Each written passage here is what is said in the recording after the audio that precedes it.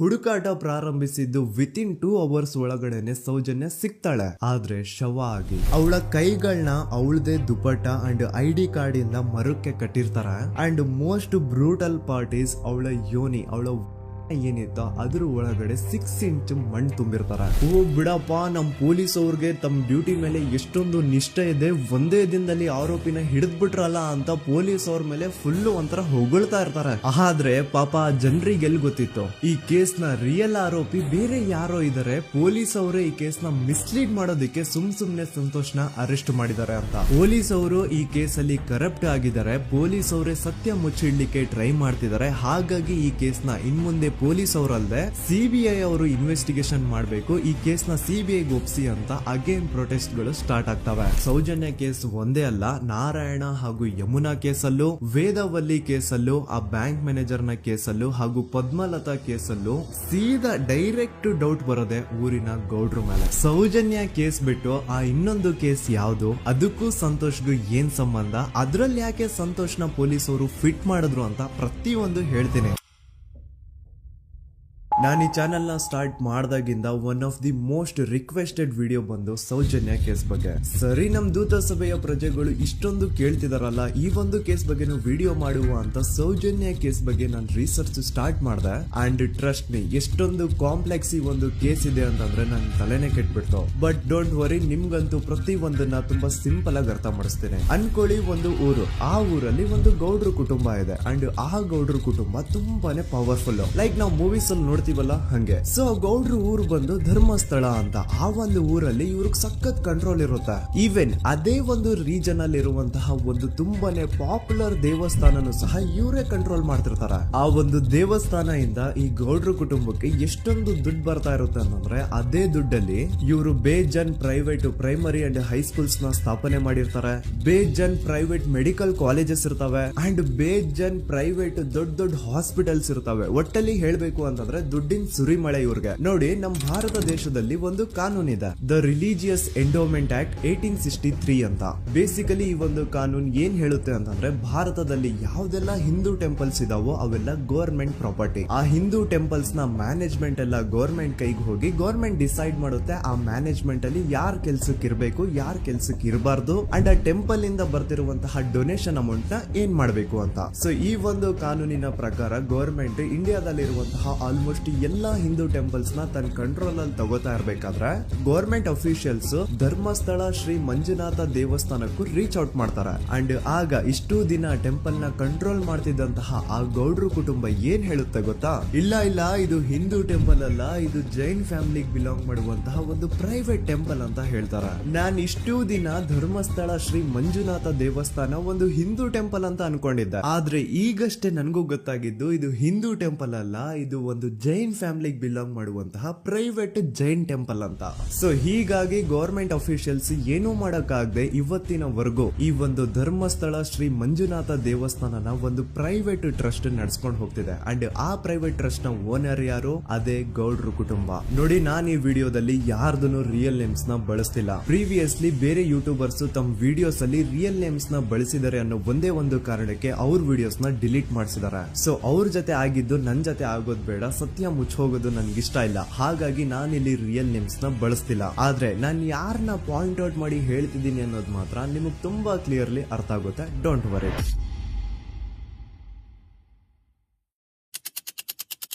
ದಿನಾಂಕ 9/10/2012. A very normal day for everyone except Soujanya. Dharmasthala ಹತ್ರ ಇರುವಂತಹ ಪಂಗಳ್ ಅನ್ನೋ ಒಂದು ಸಣ್ಣ ಹಳ್ಳಿಗೆ ಬಿಲಾಂಗ್ ಮಾಡುವಂತಹ ಸೌಜನ್ಯ ತುಂಬಾನೇ ಒಳ್ಳೆ ಹುಡುಗಿ. SDM ಕಾಲೇಜ್ ಆಫ್ ಉಜ್ರಿಯಲ್ಲಿ 2nd PUC ಓದ್ತಿದ್ದಂತಹ ಇವಳು ತುಂಬಾನೇ ಬ್ರೈಟ್ ಸ್ಟೂಡೆಂಟ್ ಕೂಡ. ಸೊ ಒಂದು ದಿನ ಅಂದ್ರೆ 9 ಅಕ್ಟೋಬರ್ 2012 ಬೆಳಿಗ್ಗೆ 7:30-8 ಗಂಟೆ ಹಾಗೆ ಆಸ್ ಯೂಶುವಲ್ ತನ್ನ ಕಾಲೇಜ್ ಹೋಗೋದಕ್ಕೆ ರೆಡಿ ಆಗ್ತಿರ್ತಾಳೆ. ಅವತ್ತು ಮಂಗಳವಾರದ ದಿನ ಅಂಡ್ ಅವತ್ತು ಲೋಕಲ್ ಫೆಸ್ಟಿವಲ್ ಬೇರೆ ಇರುತ್ತೆ, ಹೊಸ ಅಕ್ಕಿ ಅಂತ. ಈ ಒಂದು ಲೋಕಲ್ ಫೆಸ್ಟಿವಲ್ ದಿನ ಮನೆ ಒಳಗಡೆ ಏನೇ ಅಡುಗೆ ಮಾಡಿದ್ರು ಹೊಸ ಅಕ್ಕಿನೇ ಬಳಸಬೇಕು. ಸೊ ಹೊಸ ಅಕ್ಕಿ ತಂದು ಬ್ರೇಕ್ಫಾಸ್ಟ್ ನ ರೆಡಿ ಮಾಡೋಷ್ಟ್ರಲ್ಲಿ ಸೌಜನ್ಯ ಅವ್ರ ತಾಯಿ ತುಂಬಾ ಲೇಟ್ ಮಾಡ್ತಾರೆ. ಸೊ ಕಾಲೇಜ್ಗೆ ಲೇಟ್ ಆಗ್ತಿದೆ ಅಂತ ಈ ಸೌಜನ್ಯ ಟಿಫಿನ್ ಸಹ ಮಾಡದೆ ಹಾಗೆ ಹೋಗ್ತಾಳೆ. ಅವಳ ತಲೆಯಲ್ಲಿ ಏನಿತ್ತು ಅಂತಂದ್ರೆ, ಹೆಂಗೋ ಇವತ್ತು ಲೋಕಲ್ ಫೆಸ್ಟಿವಲ್ ಬೇರೆ ಇದೆ, ಹಾಗಾಗಿ ಮೇ ಬಿ ಕಾಲೇಜು ಬೇಗ ಬಿಡ್ಬೋದು, ಸೊ ಮಧ್ಯಾಹ್ನ ಡೈರೆಕ್ಟ್ ಮನೆಗೆ ಬಂದು ಊಟ ಮಾಡುವ ಬಿಡು ಅಂತ ಅವಳು ಅನ್ಕೊಂಡಿರ್ತಾಳೆ. ಆದ್ರೆ ಕಾಲೇಜ್ ಹೋಗಾದ್ಮೇಲೆ ಗೊತ್ತಾಗುತ್ತೆ ಅವತ್ತು ಅವಳಿಗೆ ಸ್ಪೆಷಲ್ ಕ್ಲಾಸಸ್ ಬೇರೆ ಇದೆ ಅಂತ. ಸೌಜನ್ಯ ಬ್ರೇಕ್ಫಾಸ್ಟ್ ಕೂಡ ಮಾಡಿರಲ್ಲ ಅಂಡ್ ಲಂಚ್ ಬಾಕ್ಸ್ ಕೂಡ ತಂದಿರಲ್ಲ. ಹಾಗಾಗಿ ಲಂಚ್ ಟೈಮ್ ಅಲ್ಲಿ ಸೌಜನ್ಯನ ಒಬ್ಳು ಫ್ರೆಂಡ್ ಜಾನ್ವಿ ತಾನ್ ತಂದಿರುವಂತಹ ಲಂಚ್ ಬಾಕ್ಸ್ ಅಲ್ಲಿ ಒಂದಿಷ್ಟು ಲಂಚ್ ನ ಆಫರ್ ಮಾಡ್ತಾಳ. ಆದ್ರೆ ಸೌಜನ್ಯ ಪರವಾಗಿಲ್ಲ ನೀನ್ ತಿನ್ನು, ನಾನ್ ಮನೆಗೆ ಹೋಗ್ಬಿಟ್ಟು ಊಟ ಮಾಡ್ಕೊಂತೀನಿ ಅಂತ ಹೇಳ್ತಾಳ. ಸುಮಾರು ಮಧ್ಯಾಹ್ನದ 3:45ಕ್ಕೆ ಕಾಲೇಜ್ ಬಿಡುತ್ತೆ. ಸೌಜನ್ಯ ಕಾಲೇಜ್ ಇಂದ ಬಸ್ ಅಲ್ಲಿ ಬಂದು ನೇತ್ರಾವತಿ ಬಸ್ ಸ್ಟಾಪ್ ಹತ್ರ ಇಳ್ಕೋತಾಳ. ಅವಳ ಜೊತೆ ಅವಳ ಕ್ಲಾಸ್ ಮೇಟ್ಸ್ ಅಂಡ್ ಫ್ರೆಂಡ್ಸ್ ಎಲ್ಲ ಇರ್ತಾರೆ. ಸೊ ಅವ್ರಿಗೆಲ್ಲ ಬಾಯ್ ಹೇಳ್ಬಿಟ್ಟು ಸೌಜನ್ಯ ತನ್ನ ಮನೆ ಕಡೆಗೆ ಹೊರಡ್ತಾಳ.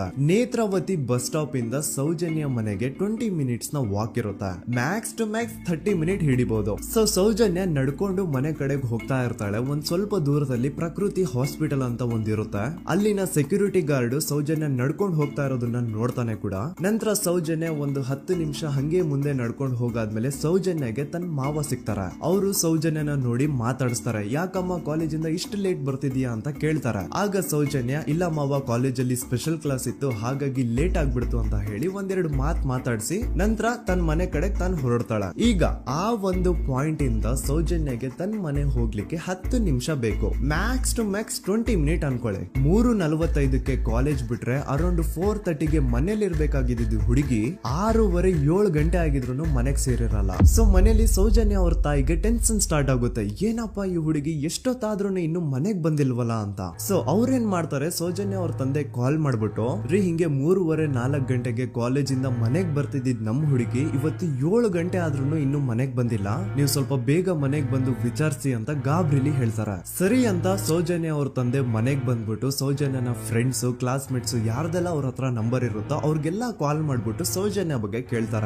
ನಮ್ ಹುಡುಗಿ ಏನಾದ್ರೂ ನಿಮ್ ಮನೆಗ್ ಬಂದಿದ್ದಾಳ ಅಮ್ಮ ಅಂತ. ಆದ್ರೆ ಸೌಜನ್ಯನ ಫ್ರೆಂಡ್ಸ್ ಅಂಡ್ ಕ್ಲಾಸ್ ಮೇಟ್ಸ್ ಎಲ್ಲ ಇಲ್ಲ ಅಂಕಲ್ ನಮ್ಮ ಮನೆಗಂತೂ ಸೌಜನ್ಯ ಏನು ಬಂದಿಲ್ಲ, ಅವಳು ಬಸ್ ಸ್ಟಾಪ್ ಇಂದ ಸೀದಾ ನಿಮ್ ಮನೆ ಕಡೆಗೇನೆ ಹೊರಟ್ಲಲ್ವಾ, ಯಾಕೆ ಇನ್ನೂ ಬಂದಿಲ್ವಾ ಅಂತ ಕೇಳ್ತಾರ. ಆಗ ಸೌಜನ್ಯ ಅವ್ರ ತಂದೆ ಇಲ್ಲಮ್ಮ ಬಂದಿಲ್ಲ ಹಾಗಾಗಿನೇ ಕಾಲ್ ಮಾಡಿರೋದು ಅಂತ ಹೇಳಿ ಕಾಲ್ ಕಟ್ ಮಾಡ್ತಾರ. ದೆನ್ ಸೌಜನ್ಯ ಅವ್ರ ತಂದೆ ಸೌಜನ್ಯ ಅವ್ರ ಮಾವ ಕಾಲ್ ಮಾಡ್ತಾರ. ಅಳಿಯ ಎಲ್ಲಿದ್ಯಾ, ನನ್ ಮಗಳು ಇನ್ನು ಮನೆಗ್ ಬಂದಿಲ್ಲ, ನೀನೇನಾದ್ರೂ ಅವಳನ್ನ ನೋಡ್ದ ಅಂತ ಕೇಳ್ತಾರ. ಆ ಕಡೆಯಿಂದ ಅವರು ಸೌಜನ್ಯನ ಮಾವ ಹೇಳ್ತಾರೆ, ನಾನ್ ನೋಡ್ದೆ 4:15 ಹಾಗೆ ಆ ಹುಡುಗಿ ಕಾಲೇಜಿಂದ ಬರ್ಬೇಕಾದ್ರೆ ನನಗ್ ಕಾಣಿಸಿದ್ಲು, ನಾನ್ ಸ್ವಲ್ಪ ಮಾತಾಡ್ದೆ ಅವಳ ಹತ್ರ, ಅದಾದ್ಮೇಲೆ ಅವಳು ಮನೆ ಕಡೆ ಹೋದ್ಲಲ್ಲ, ಯಾಕೆ ಇನ್ನೂ ಬಂದಿಲ್ವಾ ಅಂತ ಅವರೇ ಉಲ್ಟಾ ಕ್ವಶನ್ ಕೇಳ್ತಾರ. ಈ ಕಡೆ ಸೌಜನ್ಯ ಅವ್ರ ತಂದೆ ಇಲ್ಲ 7 ಗಂಟೆ ಆದ್ರೂ ಮಗು ಇನ್ನು ಮನೆಗ್ ಬಂದಿಲ್ಲ, ನಮ್ಗೆ ಯಾಕೋ ತುಂಬಾ ಗಾಬರಿ ಆಗ್ತಿದೆ, ನೀನೊಂದ್ ಕೆಲ್ಸ ಮಾಡು ನಮ್ಮವ್ರನ್ನೆಲ್ಲ ಸೇರ್ಸು ಎಲ್ರೂ ಸೇರಿ ಹುಡುಕುವ ಅವಳನ್ನ ಅಂತ ಸುಮಾರು ರಾತ್ರಿ 7 ಗಂಟೆಯಿಂದ ಹಿಡಿದು 11 ಗಂಟೆವರೆಗೂ ಸೌಜನ್ಯನ ಮನೆಯವರು ಅಂಡ್ ಊರಿನ ಜನ 200-300 ಜನ ಸೇರ್ಕೊಂಡು ಸೌಜನ್ಯನ ಹುಡುಕ್ತಾರೆ. ಆದ್ರೆ ಸೌಜನ್ಯನ ಒಂದು ಸುಳಿವು ಸಿಗಲ್ಲ. ಸೊ ಕೊನೆಗೆ ಸಹಾಯ ಕೇಳ್ತಾ ರಾತ್ರಿ 11 ಗಂಟೆ ಹಾಗೆ ಸೌಜನ್ಯನ ತಂದೆ ತಾಯಿ ಅಂಡ್ ಊರಿನ ಜನ ಎಲ್ಲ ಬೆಳ್ತಂಗಡಿ ಪೊಲೀಸ್ ಸ್ಟೇಷನ್ ಹತ್ರ ಹೋಗ್ತಾರ. ಅಲ್ಲಿ ಪೊಲೀಸ್ ಅವ್ರ ಹತ್ರ ಕಾಲೇಜ್ ಹೋಗಿದ್ ನಮ್ ಹುಡುಗಿ ಇಷ್ಟೊತ್ತಾದ್ರೂ ಇನ್ನು ಮನೆಗ್ ಬಂದಿಲ್ಲ, ಎಷ್ಟು ಹುಡುಕಿದ್ರು ಸಿಗ್ತಾ ಇಲ್ಲ, ಸೊ ಪ್ಲೀಸ್ ಒಂದು ಮಿಸ್ಸಿಂಗ್ ರಿಪೋರ್ಟ್ ನ ಫೈಲ್ ಮಾಡಿ ನಮ್ ಹುಡುಗಿನ ಹುಡುಕೊಡಿ ಅಂತ ಕೇಳ್ಕೊತಾರ. ಆದ್ರೆ ಪೊಲೀಸ್ ಅವರು ಒಪ್ಪಲ್ಲ. ಇಲ್ಲ ಯಾವುದೇ ಪರ್ಸನ್ ಮಿಸ್ಸಿಂಗ್ ಆದ್ರೆ ಆಫ್ಟರ್ 24 ಅವರ್ಸ್ ಆದ್ಮೇಲೆನೆ ರಿಪೋರ್ಟ್ ಫೈಲ್ ಮಾಡಕ್ಕಾಗೋದು. ಸೊ ನೀವ್ ಒಂದ್ ಕೆಲ್ಸ ಮಾಡಿ, ಈಗ ಮನೆಗ್ ಹೋಗಿ ನಾಳೆ ಬೆಳಿಗ್ಗೆವರೆಗೂ ನೋಡಿ, ನಾಳೆ ಬೆಳಿಗ್ಗೆವರೆಗೂ ನಿಮ್ ಮಗಳು ನಿಮ್ ಮನೆಗ್ ಬಂದಿಲ್ಲ ಅಂತಂದ್ರೆ ಆಗ ಬಂದ್ಬಿಟ್ಟು ಮಿಸ್ಸಿಂಗ್ ರಿಪೋರ್ಟ್ ನ ಫೈಲ್ ಮಾಡಿಸಿ ಅಂತ ಹೇಳಿ ಕಳಿಸ್ತಾರ. ಆಗ ಆಲ್ಮೋಸ್ಟ್ ಮಿಡ್ ನೈಟ್ ಆಗಿರೋದ್ರಿಂದ ಅಂಡ್ ಮಳೆ ಬೇರೆ ತುಂಬಾ ಜೋರಾಗಿ ಬರ್ತಾ ಇರುತ್ತೆ. ಸೊ ಈ ಸಿಚುವೇಶನ್ ಅಲ್ಲಿ ಸೌಜನ್ಯನ ಹುಡುಕ್ಲಿಕ್ಕೆ ಆಗಲ್ಲ. ನಾಳೆ ಬೆಳಿಗ್ಗೆ ಸೇರ್ಕೊಂಡು ಅಗೇನ್ ಎಲ್ರು ಸೌಜನ್ಯನ ಹುಡುಕುವ ಅಂತ ಸೌಜನ್ಯನ ಮನೆಯವರು ಅಂಡ್ ಊರಿನ ಜನ ಎಲ್ರು ತಮ್ಮ ಮನೆಗೆ ಹೋಗ್ಬಿಡ್ತಾರ. ನೆಕ್ಸ್ಟ್ ದಿನ ಅಂದ್ರೆ 10 ಅಕ್ಟೋಬರ್ 2012 ಬುಧವಾರದ ದಿನ ಬೆಳಿಗ್ಗೆ 10 ಗಂಟೆ ಹಾಗೆ ಸೌಜನ್ಯನ ಮನೆಯವರು ಅಂಡ್ ಊರಿನ 200-300 ಜನ ಸೇರ್ಕೊಂಡು ಅಗೇನ್ ಸೌಜನ್ಯಗೋಸ್ಕರ ಹುಡುಕಾಟ ಸ್ಟಾರ್ಟ್ ಮಾಡ್ತಾರ. ಹುಡುಕಾಟ ಪ್ರಾರಂಭಿಸಿದ್ದು ವಿತಿನ್ 2 ಅವರ್ಸ್ ಒಳಗಡೆನೆ ಸೌಜನ್ಯ ಸಿಗ್ತಾಳೆ. ಆದ್ರೆ ಶವ ಆಗಿ ಆ 200-300 ಊರಿನ ಜನ ಎಲ್ಲ ಸೇರ್ಕೊಂಡು ಏನ್ ಸೌಜನ್ಯನ ಹುಡುಕ್ತಾ ಇದ್ರು ಅದ್ರಲ್ಲಿ ಯಾರೋ ಒಬ್ರಿಗೆ ಸೌಜನ್ಯನ ಮನೆಯಿಂದ ಕೇವಲ 10 ನಿಮಿಷ ದೂರದಲ್ಲಿರುವಂತಹ ಒಂದು ಹಳ್ಳನ ದಡದಲ್ಲಿ ಸೌಜನ್ಯನ ಮೃತದೇಹ ಸಿಗುತ್ತಾ. ಈಗ ಸತ್ತಿರುವಂತಹ ಸೌಜನ್ಯನ ಡೆಡ್ ಬಾಡಿ ಯಾವ ಒಂದು ಕಂಡೀಷನ್ ಅಲ್ಲಿ ಇತ್ತು ಅಂತ ಹೇಳ್ತೀನಿ, ಸ್ವಲ್ಪ ಗಮನ ಇಟ್ಟು ಕೇಳಿಸ್ಕೊಳ್ಳಿ. ಅವಳ ಕೈಗಳನ್ನ ಅವಳದೇ ದುಪಟ್ಟ ಅಂಡ್ ID ಕಾರ್ಡ್ ಇಂದ ಮರಕ್ಕೆ ಕಟ್ಟಿರ್ತಾರ. ಅವಳ ಬಾಡಿ ಎಲ್ಲ ನೇಕೆಡ್ ಇರುತ್ತೆ, ಮೈ ಮೇಲೆ ಸರಿಯಾದ ಬಟ್ಟೆ ಇರಲ್ಲ, ಮೈ ಮೇಲೆ ಮಲ್ಟಿಪಲ್ ಕಟ್ ಮಾರ್ಕ್ಸ್ ಇರುತ್ತೆ, ತುಂಬಾ ಜೋರಾಗಿ ಹೊಡೆದಿರುವಂತಹ ಗಾಯಗಳು ಮೈ ಮೇಲೆ ಎದ್ದು ಕಾಣಿಸ್ತಿರ್ತವೆ. ಅವಳ ರಿಪ್ಸ್ ಎದೆ ಭಾಗದ ಮೂಳೆಗಳೆಲ್ಲ ಮುರಿದು ಹೋಗ್ಬಿಟ್ಟಿರ್ತವೆ. And most brutal part is ಅವಳ ಯೋನಿ, ಅವಳ ಏನಿತ್ತು ಅದ್ರ ಒಳಗಡೆ 6 ಇಂಚ್ ಮಣ್ಣು ತುಂಬಿರ್ತಾರೆ. ಆ ಬಾಡಿ ಕಂಡೀಷನ್ ನ ನೋಡಿದಾದ್ಮೇಲೆ ಒಂದಂತೂ ತುಂಬಾ ಕ್ಲಿಯರ್ ಆಗಿ ಅರ್ಥ ಆಗುತ್ತೆ, ಅವಳನ್ನ ಯಾರೋ ತುಂಬಾ ಫೋರ್ಸ್ಫುಲಿ ಮಾಡಿ ನಂತರ ನಿರ್ದಯವಾಗಿ ಸಾಯಿಸಿದ್ದಾರೆ ಅಂತ. ಇಲ್ಲಿ ಕ್ರಿಮಿನಲ್ಸ್ ನ ಬುದ್ಧಿವಂತಿಕೆ ನೋಡಿ ಪೊಲೀಸ್ ಅವ್ರಿಗೆ ಏನೂ ಸುಳಿವು ಸಿಗ್ಬಾರ್ದು ಅಂತ ಅವಳ ಯೋನಿ ಒಳಗಡೆ 6 ಇಂಚ್ ಅಷ್ಟು ಮಣ್ಣು ತುಂಬ ಹೋಗಿರ್ತಾರೆ. ಸೊ ದೆನ್ ಪೊಲೀಸ್ ಅವ್ರಿಗೆ ವಿಷಯ ಗೊತ್ತಾಗುತ್ತೆ. ಅವರು ಸ್ಪಾಟ್ ಗೆ ಬಂದು ಸೌಜನ್ಯನ ಬಾಡಿನ ರಿಕವರ್ ಮಾಡಿ ಆ ಒಂದು ಸ್ಪಾಟ್ ನ ಕಂಪ್ಲೀಟ್ ಸೀಸ್ ಮಾಡ್ತಾರೆ. ಒಬ್ಳು ಸಾಮಾನ್ಯ ಮಿಡಲ್ ಕ್ಲಾಸ್ ಹುಡುಗಿ, ಒಬ್ಳು ವೆರಿ ಬ್ರೈಟ್ ಸ್ಟೂಡೆಂಟ್ ನ ಈ ಮಟ್ಟಿಗೆ ಇಷ್ಟು ನಿರ್ದಯವಾಗಿ ಸಾಯಿಸಿರೋದು ಯಾರು? ಇನ್ ಕೇಸ್ ಏನಾದ್ರೂ ಈ ಕ್ರೈಮ್ ಮಾಡಿದವನು ಸಿಕ್ಕಿ ಬಿದ್ರೆ ಅವನ್ನ ಸುಮ್ನೆ ಬಿಡಬಾರ್ದು ಅಂತ ಜನ ಆಕ್ರೋಶ ವ್ಯಕ್ತಪಡಿಸ್ತಾರೆ. ಅಂಡ್ ಗೆಸ್ ವಾಟ್, ನಮ್ ಪೊಲೀಸ್ ಅವರು ಇಷ್ಟೊಂದು ಫಾಸ್ಟ್ ಆಗಿ ಇನ್ವೆಸ್ಟಿಗೇಷನ್ ಕಂಪ್ಲೀಟ್ ಮಾಡ್ತಾರೆ ಅಂತ ನಾನಂತೂ ಎಕ್ಸ್ಪೆಕ್ಟ್ ಮಾಡಿರ್ಲಿಲ್ಲ. ಅಂಡ್ ಈವನ್ ಈ ಒಂದು ವಿಷಯದಿಂದ ಊರಿನ ಜನನು ಶಾಕ್ ಆಗ್ತಾರೆ. ಸೌಜನ್ಯ ಬಾಡಿ ಸಿಕ್ಕಿದ್ದ ನೆಕ್ಸ್ಟ್ ದಿನ ಅಂದ್ರೆ 11 ಅಕ್ಟೋಬರ್ 2012 ಸಂಜೆ 5 ಗಂಟೆ ಹಾಗೆ ಯಾರು ಸೌಜನ್ಯನ ಪಂಡು ಮರ್ಡರ್ ಮಾಡಿದ್ನೋ ಆ ಕ್ರಿಮಿನಲ್ ಕೂಡ ಸಿಕ್ಕಿ ಬೀಳ್ತಾನೆ. ಈಗ ನೀವು ಥಿಂಕ್ ಮಾಡ್ಬೋದು, ಸೌಜನ್ಯನ ಯಾರು ಮರ್ಡರ್ ಮಾಡಿದ್ರು ಅಂಡ್ ಯಾರ ಕ್ರೈಮ್ ನ ಮಾಡಿದ್ರು ಅವನು ನೆಕ್ಸ್ಟ್ ದಿನಾನೇ ಸಿಕ್ಕಿ ಬಿದ್ದ. ಹಾಗಿದ್ರೆ ಈ ಕೇಸ್ ಯಾವಾಗ್ಲೂ ಕ್ಲೋಸ್ ಆಗ್ಬಿಡ್ಬೇಕಿತ್ತು. ಆದ್ರೂ ಸ್ಟಿಲ್ ಇವತ್ತಿನ ದಿನವರೆಗೂ ಯಾಕೆ ಈ ಕೇಸ್ ಪದೇ ಪದೇ ನ್ಯೂಸ್ ಅಲ್ಲಿ ಬರುತ್ತೆ ಅಂದ್ರೆ, ನಮ್ ದೂತ ಸಭೆಯ ಪ್ರಜೆಗಳೇ ರೆಡಿ ಆಗಿ, ಆರೋಪಿ ಸಿಕ್ಕಾದ್ಮೇಲೆ ಈ ಕೇಸು ಕ್ಲೋಸ್ ಆಗಿಲ್ಲ. ಆಕ್ಚುಲಿ ಈ ಕೇಸು ಓಪನ್ ಆಗಿದ್ದೆ ಈಗ. ನೋಡಿ, ಸೌಜನ್ಯನ ಬಾಡಿ ಸಿಕ್ಕಿದ್ದು ನೆಕ್ಸ್ಟ್ ದಿನ ಅಂದ್ರೆ 11 ಅಕ್ಟೋಬರ್ 2012. PSI ಯೋಗೇಶ್ ಅವರು ಯಾರನ್ನ ಈ ಕೇಸಲ್ಲಿ ಅರೆಸ್ಟ್ ಮಾಡಿದ್ರು ಅಂದ್ರೆ ಆತನ ಹೆಸರು ಬಂದು ಸಂತೋಷ್ ರಾವ್. 28-29 ವಯಸ್ಸಿರುವಂತಹ Santosh Rao first of all ಧರ್ಮಸ್ಥಳದವನು ಅಲ್ವೇ ಅಲ್ಲ, ಅವನು ಶೃಂಗೇರಿ ಅವನು. ಸಂತೋಷ್ ರಾವ್ ನ ತಂದೆ ಸ್ಕೂಲ್ ಟೀಚರ್ ಅಂಡ್ ತಾಯಿ ಹೌಸ್ ವೈಫ್. ಸಂತೋಷ್ ಮೊದ್ಲಿಂದನೂ ಒಂದ್ ಸ್ವಲ್ಪ ಮೆಂಟಲಿ ಇಲ್ಲಿರೋದ್ರಿಂದ ಅವನಿಗೆ ವಿದ್ಯೆ ಬರಹ ಅನ್ನೋದು ತಲೆಗೆ ಹೋಗಿರಲ್ಲ. ಹಾಗಾಗಿ ಅವನು ಶೃಂಗೇರಿಯಲ್ಲಿ ಒಂದು ಹೋಟೆಲ್ ಅಲ್ಲಿ ಕೆಲಸ ಮಾಡ್ತಿರ್ತಾನೆ. ಮೆಂಟಲಿ ಅನ್ಸ್ಟೇಬಲ್ ಇದ್ರೂ ಸಹ ಈತನಿಗೆ ದೇವ್ರ ಮೇಲೆ ಬಹಳ ನಂಬಿಕೆ ಇರುತ್ತೆ. ಹಾಗಾಗಿ ತಿಂಗಳಿಗೆ ಒಮ್ಮೆ ಆದ್ರೂ, ಅಟ್ಲೀಸ್ಟ್ 2 ತಿಂಗಳಿಗೆ ಒಮ್ಮೆ ಆದ್ರೂ ಈತ ಯಾವ್ದಾದ್ರು ಒಂದು ಪುಣ್ಯಕ್ಷೇತ್ರಕ್ಕೆ ವಿಸಿಟ್ ಮಾಡಿ ಬರ್ತಿರ್ತಾನೆ. ಹಾಗೇನೆ ಈ ಸತಿನೂ ಸಹ ಈತ ಧರ್ಮಸ್ಥಳಕ್ಕೆ ಬಂದಿರ್ತಾನೆ. ಇವನು ಧರ್ಮಸ್ಥಳಕ್ಕೆ ಬಂದಿದ್ದು ದಿನಾಂಕ 9 ಅಕ್ಟೋಬರ್ 2012. ಈ ದಿನಾಂಕನ ಸ್ವಲ್ಪ ನೋಟ್ ಮಾಡಿ ಇಟ್ಕೊಳ್ಳಿ, ಯಾಕಂತಂದ್ರೆ ಮುಂದೆ ಈ ಕೇಸಲ್ಲಿ ಇದೇ ಮೇಜರ್ ಟರ್ನಿಂಗ್ ಪಾಯಿಂಟ್. ಸೊ ಸೌಜನ್ಯನ ಡೆತ್ ಆಗಿಂತ ಒಂದು ದಿನ ಹಿಂದೆ ಧರ್ಮಸ್ಥಳಕ್ಕೆ ಬಂದಿರುವಂತಹ ಸಂತೋಷ್ ರಾವ್ಗೆ ಎಲ್ಲನೂ ಉಳ್ಕೊಳ್ಳಿಕ್ಕೆ ಹೋಟೆಲ್ ಅಲ್ಲಿ ಅಥವಾ ಲಾಡ್ಜ್ ಅಲ್ಲಿ ರೂಮ್ ಸಿಗಲ್ಲ. ರೀಸನ್ ಇಷ್ಟೇ, ಸಂತೋಷ್ ರಾವ್ ನೋಡ್ಲಿಕ್ಕೆ ಸ್ವಲ್ಪ ಮೆಂಟಲಿ ಅನ್ಸ್ಟೇಬಲ್ ಪರ್ಸನ್ ತರ ಇರ್ತಾನೆ. ಅವನ ಅವತಾರ, ಅವನ ವೇಷಭೂಷಣ ಅಷ್ಟು ಸರಿ ಇರಲ್ಲ. ಹಾಗಾಗಿ ಇವನ್ಗೆ ಯಾವುದೇ ಒಂದು ಹೋಟೆಲ್ ಅಲ್ಲಿ ಅಥವಾ ಲಾಡ್ಜ್ ಅಲ್ಲಿ ಎಲ್ಲಿನೂ ರೂಮ್ ಸಿಗಲ್ಲ. ಸೊ ಉಳ್ಕೊಳ್ಳೋಕೆ ಜಾಗ ಸಿಗದೆ ಇವನೇನ್ ಮಾಡ್ತಾನೆ, ಅಲ್ಲೇ ಹತ್ರದಲ್ಲಿರುವಂತಹ ಬಾಹುಬಲಿ ಬೆಟ್ಟಕ್ಕೆ ಹೋಗಿ ಅಲ್ಲಿರುವಂತಹ ಬಾಹುಬಲಿ ಸ್ಟ್ಯಾಚ್ಯೂ ಹತ್ರನೇ ಆಶ್ರಯ ತಗೊಳ್ತಾನೆ. ಅಂಡ್ 1-2 ದಿನ ಅವನು ಅಲ್ಲೇ ಉಳ್ಕೋತಾನೆ ಕೂಡ. ಡೇ ಟೈಮ್ ಅಲ್ಲಿ ಧರ್ಮಸ್ಥಳಕ್ಕೆ ಬಂದು ಧರ್ಮಸ್ಥಳ ಶ್ರೀ ಮಂಜುನಾಥ ದೇವಸ್ಥಾನದಲ್ಲಿ ಇದ್ದು ಅಲ್ಲೇ ಪ್ರಸಾದ ಊಟ ಎಲ್ಲ ಮಾಡಿ ನಂತರ ನೈಟ್ ಆಗ್ತಿದ್ದಂಗೆ ಬಾಹುಬಲಿ ಬೆಟ್ಟಕ್ಕೆ ಹೋಗಿ ಆ ಸ್ಟ್ಯಾಚ್ಯೂ ಹತ್ರನೇ ಮಲ್ಕೊಳ್ತಿರ್ತಾನೆ. ಸೊ ಒಂದು ದಿನ ಅಂದ್ರೆ 11 ಅಕ್ಟೋಬರ್ 2012 ಸಂಜೆ 5 ಗಂಟೆ ಹಾಗೆ ಈ ಸಂತೋಷ್ ರಾವ್ ತನ್ನ ಪಾಡಿಗೆ ತಾನು ಆ ಬೆಟ್ಟದ ಮೇಲೆ ಕೂತ್ಕೊಂಡು ಸೀನರೀಸ್ ನ ಎಂಜಾಯ್ ಮಾಡ್ತಾ ಇರಬೇಕಾದ್ರೆ ಯಾರೋ ಅದೇ ಊರಿನ 5 ಜನ ಕಿಡಿಗೇಡಿಗಳು ಬಂದು ಇವನ್ ಹತ್ರ ಜಗಳ ತೆಗಿತಾರ. ಈ 5 ಜನ ಯಾರು ಅಂತ ನಂತರ ಹೇಳ್ತೇನೆ. ಸೊ ಈ 5 ಜನ ಕಿಡಿಗೇಡಿಗಳು ಸಂತೋಷ್ ರಾವ್ ಹತ್ರ ಜಗಳ ತೆಗೆದು ಅವನ್ನ ಅವಾಚ್ಯ ಶಬ್ದಗಳಿಂದ ಬೈದು ಅವನ್ನ ಹೊಡೆದು, ಅಷ್ಟೇ ಸಾಲದೆ ಆ 5 ಜನ ಸಂತೋಷ್ ರಾವ್ನ ಪೊಲೀಸ್ ಸ್ಟೇಷನ್ಗೆ ಎಳ್ಕೊಂಡ್ ಬಂದು ಇವನು ನಾವು ಬಾಹುಬಲಿ ಬೆಟ್ಟಕ್ಕೆ ಅಂತ ಹೋಗಿದ್ರೆ ಅಲ್ಲಿ ನಮ್ಮ ಮೇಲೆ ಅಟ್ಯಾಕ್ ಮಾಡ್ದ, ಇವ್ನು ನೋಡ್ಲಿಕ್ಕೂ ಸಹ ಒಳ್ಳೆ ಸೈಕೋ ಕಿಲ್ಲರ್ ಇದ್ದಂಗಿದಾನೆ, ನಮ್ಗೆ ಯಾಕೋ ನಿನ್ನೆ ನಮ್ಮ ಊರಲ್ಲಿ ನಡೆದಿರುವಂತಹ ಘಟನೆ ಆ ಸೌಜನ್ಯನ ಮರ್ಡರ್ ಇವನೇ ಮಾಡಿದಾನೆ ಅಂತ ಡೌಟ್ ಬರ್ತಿದೆ ಅಂತ ಆ 5 ಜನ ಕಿಡಿಗೇಡಿಗಳು ಸಂತೋಷ್ ರಾವ್ನ ಪೊಲೀಸ್ ಅವ್ರ ಹತ್ರ ಹಾಕೊಡ್ತಾರ. ಅಂಡ್ ಪೊಲೀಸ್ ಅವರು ಕೂಡ ಎಂತವ್ರು ನೋಡಿ, ಯಾರೋ 5 ಜನ ಕಿಡಿಗೇಡಿಗಳು ಬಂದು ಇವನೇ ಕೊಲೆ ಮಾಡಿದಾನೆ ಅಂತ ಹೇಳಿದ ತಕ್ಷಣ ಹಿಂದೆ ಮುಂದೆ ಕ್ರಾಸ್ ಚೆಕ್ ಮಾಡದೆ ಸಂತೋಷ್ ರಾವ್ನ ಅರೆಸ್ಟ್ ಮಾಡಿ ಸೌಜನ್ಯ ಕೇಸ್ ನ ಆರೋಪಿ ಸಿಕ್ಕಿದಾನೆ ಅಂತ ಎಲ್ಲಾ ಕಡೆ ಘೋಷಣೆ ಮಾಡ್ಬಿಡ್ತಾರ. ಜನರಿಗೆ ಈ ಕಡೆ ಒಂಥರ ನೆಮ್ಮದಿ, ಓ ಬಿಡಪ್ಪ ನಮ್ ಪೊಲೀಸ್ ಅವ್ರಿಗೆ ತಮ್ಮ ಡ್ಯೂಟಿ ಮೇಲೆ ಎಷ್ಟೊಂದು ನಿಷ್ಠೆ ಇದೆ, ಒಂದೇ ದಿನದಲ್ಲಿ ಆರೋಪಿನ ಹಿಡಿದ್ಬಿಟ್ರ ಅಂತ ಪೊಲೀಸ್ ಅವ್ರ ಮೇಲೆ ಫುಲ್ ಒಂಥರ ಹೊಗಳ್ತಾ ಇರ್ತಾರೆ. ಆದ್ರೆ ಪಾಪ ಜನರಿಗೆ ಎಲ್ಲಿ ಗೊತ್ತಿತ್ತು ಈ ಕೇಸ್ ನ ರಿಯಲ್ ಆರೋಪಿ ಬೇರೆ ಯಾರೋ ಇದಾರೆ, ಪೊಲೀಸ್ ಅವರೇ ಈ ಕೇಸ್ ನ ಮಿಸ್ಲೀಡ್ ಮಾಡೋದಕ್ಕೆ ಸುಮ್ನೆ ಸಂತೋಷ್ ನ ಅರೆಸ್ಟ್ ಮಾಡಿದ್ದಾರೆ ಅಂತ. ಸೊ ಸಂತೋಷ್ ರಾವ್ ಒಂದು ಹುಡುಗಿಯ ರೇಪ್ ಅಂಡ್ ಮರ್ಡರ್ ಕೇಸ್ ಅಲ್ಲಿ ಅರೆಸ್ಟ್ ಆಗಿದ್ದಾನೆ ಅನ್ನೋ ವಿಷಯ ಸಂತೋಷ್ ನ ತಾಯಿಗೆ ಗೊತ್ತಾದಾಗ ಅವ್ರ ಪಾಪ ನೋವಲ್ಲಿ ಕುರ್ಗಿ ಸಾಯ್ತಾರ. ಅಂಡ್ ಇನ್ನು ಅವ್ರ ತಂದೆ ಒಂದು ಕಡೆ ಪಾಪ ಹೆಂಡತಿನ ಕಳ್ಕೊಂಡಿರುವಂತಹ ನೋವು, ಇನ್ನೊಂದು ಕಡೆ ಮಗ ನೋಡಿದ್ರೆ ಯಾವ್ದೋ ಫಾಲ್ಸ್ ಕೇಸ್ ಅಲ್ಲಿ ಅರೆಸ್ಟ್ ಆಗಿದ್ದಾನೆ. ಈ ಕಡೆ ಕೇಸ್ ನ ಇನ್ವೆಸ್ಟಿಗೇಷನ್ ನಡೀತಾ ಇದೆ. ಅಂಡ್ ಇಲ್ಲಿ ನಾನು PSI ಯೋಗೇಶ್ ಅವ್ರ ಬಗ್ಗೆ ಅಂತೂ ಮೆನ್ಷನ್ ಮಾಡ್ಲೇಬೇಕು. ಈ ಪೊಲೀಸ್ ಆಫೀಸರು ಗೊತ್ತಿದ್ದು ಈ ತಪ್ಪನ ಮಾಡಿದ್ರು ಅಥವಾ ಗೊತ್ತಿಲ್ದೇನೆ ಈ ತಪ್ಪನ ಮಾಡಿದ್ರು ನನ್ಗಂತೂ ಗೊತ್ತಿಲ್ಲ.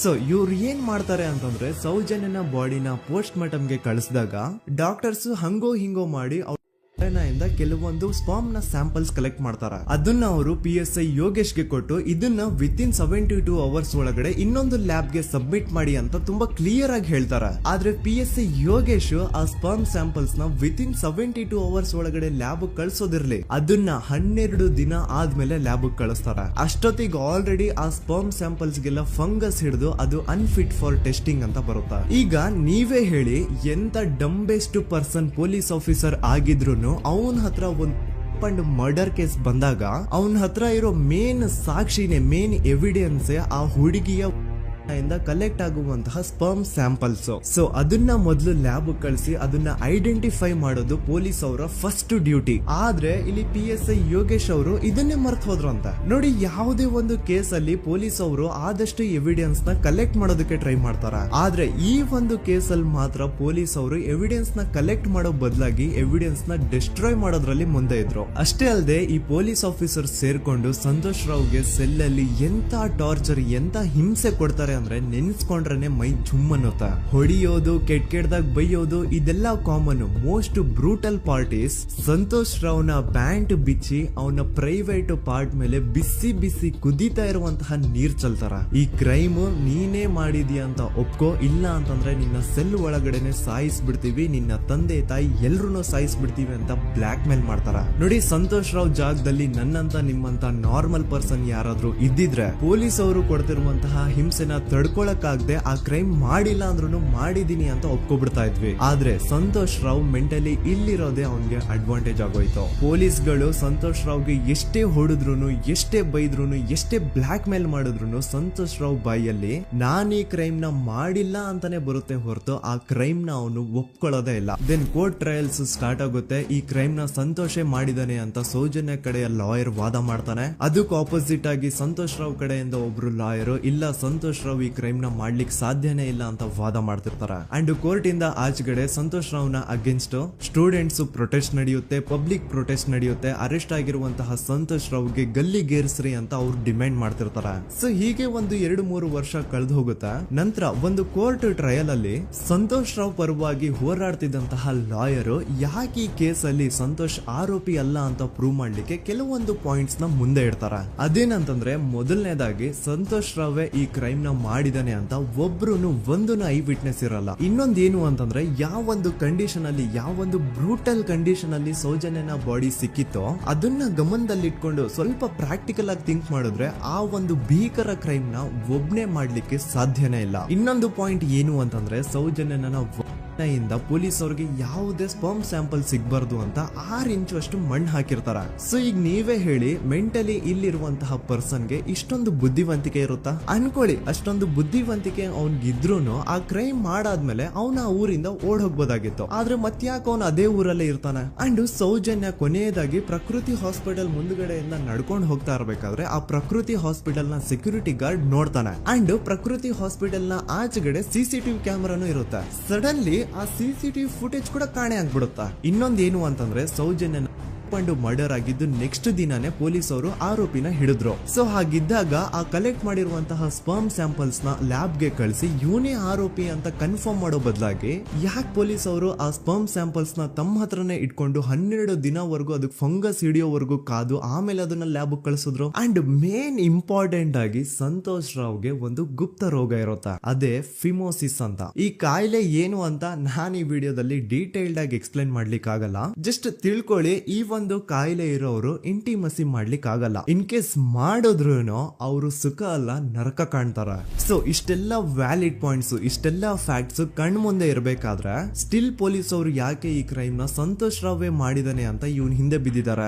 ಯಾಕೆ ಅವರು ಈ ಕ್ರೈಮ್ ಇವನ್ ಬಿಟ್ರೆ ಬೇರೆ ಯಾರಾದ್ರೂ ಮಾಡಿರ್ಬೋದಲ್ಲ ಅಂತ ಆ ಆಂಗಲ್ ಅಲ್ಲಿ ಇನ್ವೆಸ್ಟಿಗೇಷನ್ ಮಾಡ್ತಿಲ್ವಲ್ಲ ಅಂತ ಪೊಲೀಸ್ ಅವರ ಇನ್ವೆಸ್ಟಿಗೇಷನ್ ಮೇಲೆ ಈಗ ಕ್ವಶನ್ ಬರುತ್ತೆ. So after hearing all of this ಎಲ್ಲರಿಗೂ ಈಗ ಪೊಲೀಸ್ ಅವರ ಇನ್ವೆಸ್ಟಿಗೇಷನ್ ಇನ್ವೆಸ್ಟಿಗೇಷನ್ ಮೇಲೆ ಡೌಟ್ ಬರುತ್ತೆ. ಅಂಡ್ ಈವನ್ ಸೌಜನ್ಯ ಅವ್ರ ಮನೆಯವರು ಕೂಡ ನಿಜವಾದ ಆರೋಪಿ ಸಂತೋಷ್ ಅಲ್ಲ ಅಂತ ತಮ್ಮ ಅಭಿಪ್ರಾಯನ ವ್ಯಕ್ತಪಡಿಸ್ತಾರೆ. ಆಗ ಅಲ್ಲಿವರೆಗೂ ಸಂತೋಷ್ ರಾವ್ನ ಗಲ್ಲಿಗೇರಿಸಿ ಅಂತ ಏನು student protest and public protest ಎಲ್ಲ ನಡೀತಾ ಇತ್ತು, ಈಗ ಅದೆಲ್ಲ ನಿಂತ್ ಹೋಗಿ ಎಲ್ಲಾ ಹೇಟ್ರೇಡ್ ಪೊಲೀಸ್ ಅವ್ರ ಕಡೆಗೆ ಹೋಗುತ್ತೆ. ಪೊಲೀಸ್ ಅವರು ಈ ಕೇಸಲ್ಲಿ ಕರಪ್ಟ್ ಆಗಿದ್ದಾರೆ, ಪೊಲೀಸ್ ಅವರೇ ಸತ್ಯ ಮುಚ್ಚಿಡ್ಲಿಕ್ಕೆ ಟ್ರೈ ಮಾಡ್ತಿದ್ದಾರೆ. ಹಾಗಾಗಿ ಈ ಕೇಸ್ ನ ಇನ್ಮುಂದೆ ಪೊಲೀಸ್ ಅವರಲ್ಲದೆ ಸಿಬಿಐ ಅವರು ಇನ್ವೆಸ್ಟಿಗೇಷನ್ ಮಾಡಬೇಕು, ಈ ಕೇಸ್ ನ ಸಿಬಿಐ ಒಪ್ಸಿ ಅಂತ ಅಗೇನ್ ಪ್ರೊಟೆಸ್ಟ್ ಗಳು ಸ್ಟಾರ್ಟ್ ಆಗ್ತವೆ. ಸೊ ಧರ್ಮಸ್ಥಳದಲ್ಲಿ ಇಷ್ಟೊಂದು ಹೋರಾಟಗಳಾಗ್ತಿದಾವೆ, ಒಬ್ಳು ಹುಡುಗಿ ಜೊತೆ ಇಷ್ಟೊಂದು ಅನ್ಯಾಯ ಆಗಿದೆ, ಆದ್ರೂ ಸಹ ಧರ್ಮಾಧಿಕಾರಿ ಏನು ಮಾತೇ ಆಡ್ತಿಲ್ವಲ್ಲ ಈ ಹುಡುಗಿ ಬಗ್ಗೆ ಅಂತ ಜನರು ಪ್ರಶ್ನೆ ಮಾಡಿದಾಗ ಆಗ ಧರ್ಮಾಧಿಕಾರಿನೂ ಜನರು ಮುಂದೆ ಬಂದ್ಬಿಟ್ಟು ಈ ಕೇಸ್ ನ ಸಿಬಿಐ ಒಪ್ಸಿ ಅಂತ ಹೋರಾಟ ಮಾಡ್ತಾರ.